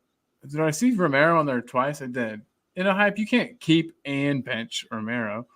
Yeah, he's got double Romero. Yeah, keep VDB, Vicario, and Romero, bench Sar and Romero. I love it. I'm trying to send Mia in a meltdown. When she sees it, she's going to be fuming. LOL. Yeah, that'd be is she going to be mad about the Kyle Walker-Peters rumors? Is that what she'd be mad about? The irony in people wanting to keep Richie after this. Steve, I don't know what you mean. Do you mean that we'd rather keep Richie than some of these players? AJ pointing out selling Romero brings on the most money. I don't know. I think Sonny might get a similar fee. Without Sonny, we would have been in a shit position last year. We all thought that without Kane, we'd be in a shit position last year, and Sonny was the guy who ended up stepping up. But that doesn't mean that no one else would step up. You know, we got to think about it like that. Like, just because goals are scored by one player and that player leaves, that doesn't mean that goals are gone forever. But I agree. Sonny did keep us. Sorry. Oh no! I was saying Sonny did do a good job of kind of carrying us at times. So I do agree with Kate. But yeah, he done very well. Yeah. Faz, keep all 6, add another 6 of the same. We'll win the league. There you go. Clone him. Maybe that's what Daniel Levy is spending all the money on. Maybe he is saving up all of these transfer fees to. That's a fantastic comment, though. Keep the 6 that we've got on screen and add another 6 quality, and you win the league. Yeah. So it's a fantastic comment. I hope so. I've been speed reading these. Sorry about that. We're being a bit harsh on the doggy, but yeah, they're the 6 that they're the 6 of most of the names that were appearing anyway. Hence, we done it that way. Yeah. Norman Lamont's gone one further. He would sell the Celso, Højbjerg, Hill, Skip, Rodon, Royale, Solomon, Tanganga, Sessegnon, Reguilon, Spence, Parrott. In a year, sell Romero, Kulu, and Bissouma. I was going to ask you guys later at some point about Solomon. I just want to. Couldn't make my mind up. It's a hell of a dilemma. You're 100% correct. Illmatic, Sonny, 17 goals and 10 assists. Even when he has had an inconsistent season, Son still outperforms all our players. But that's because he plays in the position that he does. If you put another player there, I agree with what you're saying, but I'm going to send Mia a message. Get on now. Get Mia on. I'm sending her a message now. Mia, come and defend your man. Without Vicario, you'd have been in a shit position as well, to be fair, says Ryan, and that's 100% correct. Sorry that I'm reading all your comments out, Jose. I'm not trying. I'm putting it on for you because you need to get a practice back in. It's fine. Yeah, that's why I'd sell Son too. Prize assets, says AJ. Yeah, of course. I forget what Ilmatic said, but Kate's agreeing. Let's go all out and get Walker Peters and Callum Odoi just to keep the trophy cabinet empty. LOL. Sheesh. I don't think Kyle Walker Peters is a bad option, but people are going to crucify me for saying that. I'll probably be clipped. Unfortunately, as much as I love Son, I think he's on the decline. Oh, man, I know he is. Just watch him. And it's sad to see, but I mean, it's just part of life, unfortunately. Do you guys agree that Sonny's on the decline? Well, he had a pretty good season, but it was sort of bitty, wasn't it? It wasn't like and his role is changing. I want to say I don't want to say he's doing a Ronaldo, but he kind of is. He's becoming a player that doesn't make those runs anymore. You know what I mean? He's almost becoming a fox in the box type of player. I think you know what? He's made some very intelligent runs where he hasn't been found. I've been watching him quite closely. He runs across and then Romero brings the ball out. Romero likes to take his time. If he just pinned the pass, because he can do it, Romero, and Porro can pick a pass out as well. They just got to find that intelligent run when he curves it as well, which is really good because he goes like that, and you know we don't find him a lot of the time. And even you got to think, even if we're not finding him, he's probably pulling a defender with him. You know what I mean, and creating space, opening things up. So yeah, maybe I'm being too harsh on him, but I just think that with the player that a big part of his game has been his pace and the way that he can make his runs. As he gets older, I just feel like that's gonna, he's 31 now, so he's coming towards the end of his career at his peak. Maybe we'll get one more season out of him, and then sell him on, because especially if the new number 9 comes in and hits the ground running. Very true.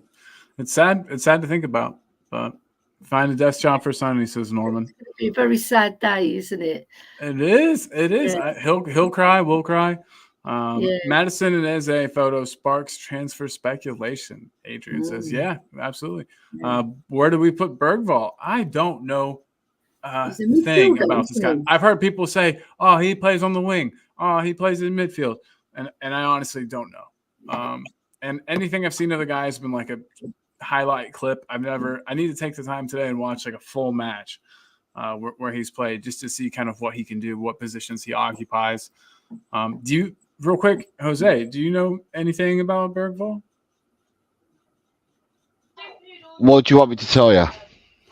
Position that he plays, and whether or not you think that he's going to. He plays an 8, so he's the type of player that Postecoglou's looking for.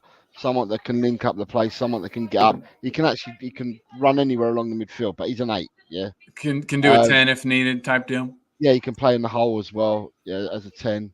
And yeah, he can play everywhere. Sweet, cool. Just curious. But yeah, that's fine. And do you think that he will come into? I don't want to say walk into the starting lineup, but do you think he'll be in contention to be a starter next season? It gives me Dele Alli vibes.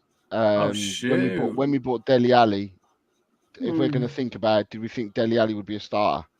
Not at all. Dele Alli got given a chance and then cemented his place from the minute go when he got given a chance, and he cemented his place. I think nutmeg Luka Modric, and it was over. Yeah. I think Bergvall could be something similar. They've obviously scouted the player. They put a bid in for the player. The player's been playing. Unlike the rest of the academy players that we've got, this guy's been playing first team football. Okay, it's in Scandinavia, but he's been playing first team football. Yeah, against grown men. You know what I mean? Playing against men for a couple of seasons now. And at the end of the day, he would probably be far more advanced in his glide path, than probably some of our academy players. I think he's been bought to come in to the first team squad rather than being bought in to pad up the academy. I think Vuskovic has also been bought in to pad up the first team squad and not to pad up the academy. Yeah. We'll have to wait and see. We'll have to see. I hope you're right. That would be incredible. Big up Norman for that question too. Rob says Jose just got back from being sick as he can't make a decision. It's not. My family became very, very loud because my daughters were arguing, so they became very loud. I've been there. David Clark, as we are going to lose money on everyone we sell, in selling Son, at least we get our money back. In the hype says Dane Wrench from Ajax might be a good option for right back, but I know jack all about Walker Peters. Norman Lamont says he's just watched the YouTube on Vuskovic and says, wow. In the hype says Bergvall plays like Bale. What the hell? See, I'm getting so many contradictory. That's on the wing then, but he says central midfielder. Weird. Thanks, AJ. Thanks for coming on, mate. Thank you very much. Have a really good weekend, AJ. Have a good weekend, mate. Yeah, man. In the hype says accurate, smart, offensive, and hardly loses the ball. Walks straight in off the bench. In the hype, our resident scout. Thank you, brother. If he could be half as good as Hoddle, that'd be fantastic. If he could be less figure, hasn't he? Does he? Yeah. He's very tall. Hoddle was 6'1.5", I think, and this lad is similar in build. He's very Hoddle looking. He's a nice looking lad as well. He's going to add a bit of glamour for the young girls. We have candy for the youngsters. My mom always says that we've got the most attractive team in the Premier League. Yeah. He's played 11 games for Alavés, and he scored 3 goals, 1 assist, and he played 850 minutes according to this. He played a little bit in the UEFA Cup. Is it the European? What's the UECL? Is that qualifiers. What's that? Is that UECL, UEFA, Europa League? Europa Champions. I don't know. But Is it the sorry, Champions League? who are you talking about? What player? Bergvall. He Bergvall played plays once for in the Champions League. Djurgården. What does it say for Djurgården? He said he plays for Allsvenskan. That Allsvenskan is the league, Swedish league. Oh, right. Allsvenskan is the name of the Swedish league. Oh, the competition, yeah. So he's played 11 times in that league. Three goals, 1 assist. So that's what he's done, because their season starts a lot later. I think their pre-seasons from, because he's turned around and said, Bergvall, he's been interviewed, he said, I'm going to have 2 pre-seasons, because their pre-season runs from January to March time. And then the season starts in April. So he has 2 months of pre-season he's already had. Then they started his season, he's played 11 games. He comes to Tottenham and he has another pre-season in July. He's going to be ultra fit.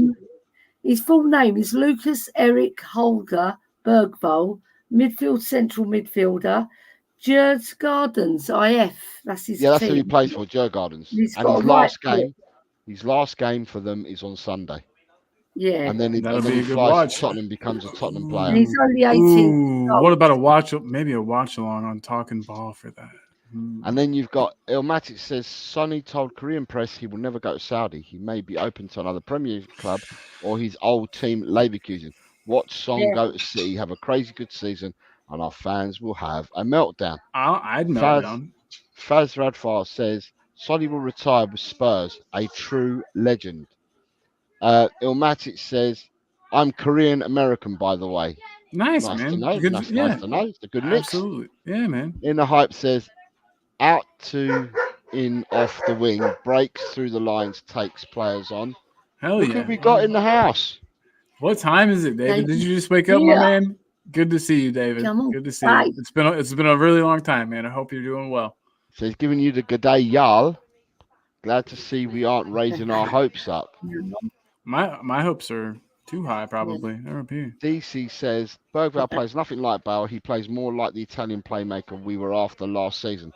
Just can't remember his name. Bergvall picks the ball up in multiple positions. Trust me, he's the real deal. Sonny as Korean liaison officer and scout. And then you've got people saying hello to each other. I would just bring Donnelly in from the under 21s. Nobody else is ready. You've got David saying. And Adrian says Lucas Bergvall is an absolute baller who can play as an 8 or a 10. And Mr. Shit is saying hello to people. Right. I'm going to let you guys finish off the stream because I've got to get ready to go and play football. I was just going to say I have to work in a couple minutes. So maybe, okay, so what we'll do, we'll answer this last question from Graham because I saved it. And then we'll call it a day for today's stream. So he says, I believe our current transfer record is 60 mil. Will we break it this summer? It's a yes or a no. I don't think that's important. I think it's best to get the best players spread it out. It's the fee is not important. It's the player that's important. I do think we will break it though. I think that on either a striker or a wide attacking player. I think we're grabbing somebody on the Kvaratskhelia level that's going to cost us about that much money. Yeah, like 70. Yeah, yes, Graham. I think so. But I can only see one big transfer like that. I'm starving, Marvin. I want to go and cook some dinner and then think about next season. And hopefully we'll have a fantastic season next season. And we'll have, if we get the 60 million plus player, I hope he actually works out this time because the other one we had, not on belly. I don't want to mention. Yeah, no, can't talk about him. Oh my God. What a waste of money that was. I don't know. I think with add-ons, like Adrian says, we might break the 60 million. I don't think 60 million on one player this season because I think we'll monetize it. So the deal might be over 60, but we'll pay it over 5 years. so it makes it even cheaper for us. But I do understand what what he's saying. I've got a question, David Shear. Where did you finish in the predictions league? So I've done these as a show that I did a couple of weeks ago, but obviously nobody wants to rewatch the show, so they just want to cheat and ask me the question. David Shear, you finished 33rd out of 119 players. Nice job, David. So well done, David Shear. Right, so with that, because I've got to get ready to go and play footy. So what I'm going to say to people is Ellie, thank you very much for coming on. You're welcome. It's been a pleasure having you on, and I wish you a fantastic weekend. When are you next on, or when are you next going to be about, or whatever? When am I next on? What we Saturdays? I don't know. You know, I haven't got a clue.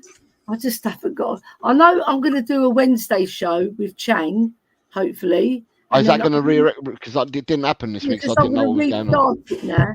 Okay. My daughter's banging on the ceiling. Okay. That's Angela. No, Wednesday and Fridays I'm on, aren't I?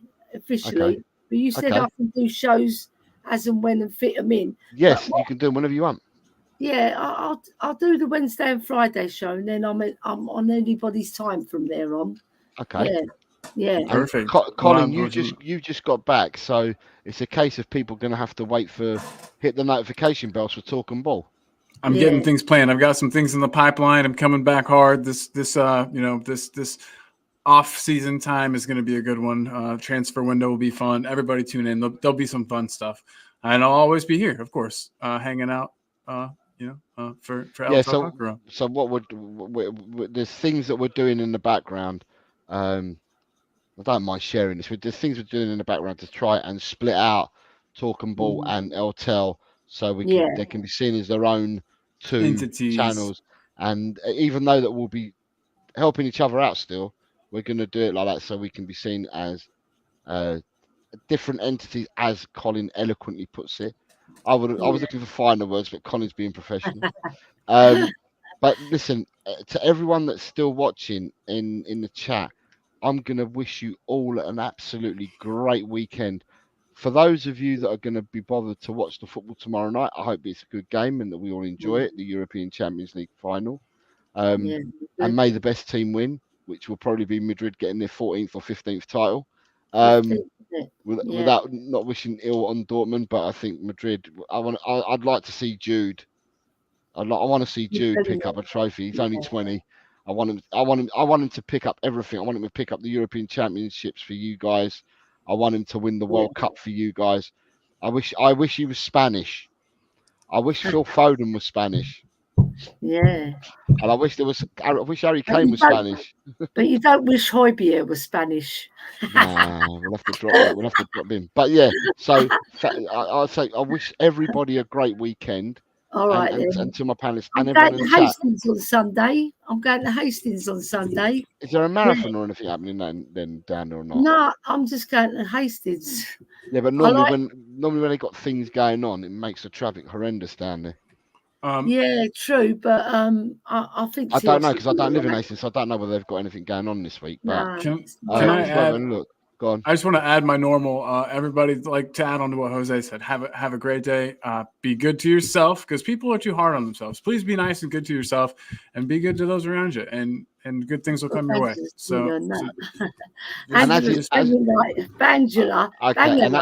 As you lot leave the show, make sure you hit the like button as you leave the show. Yes. And as always, I'm going to say, come on, you Spurs.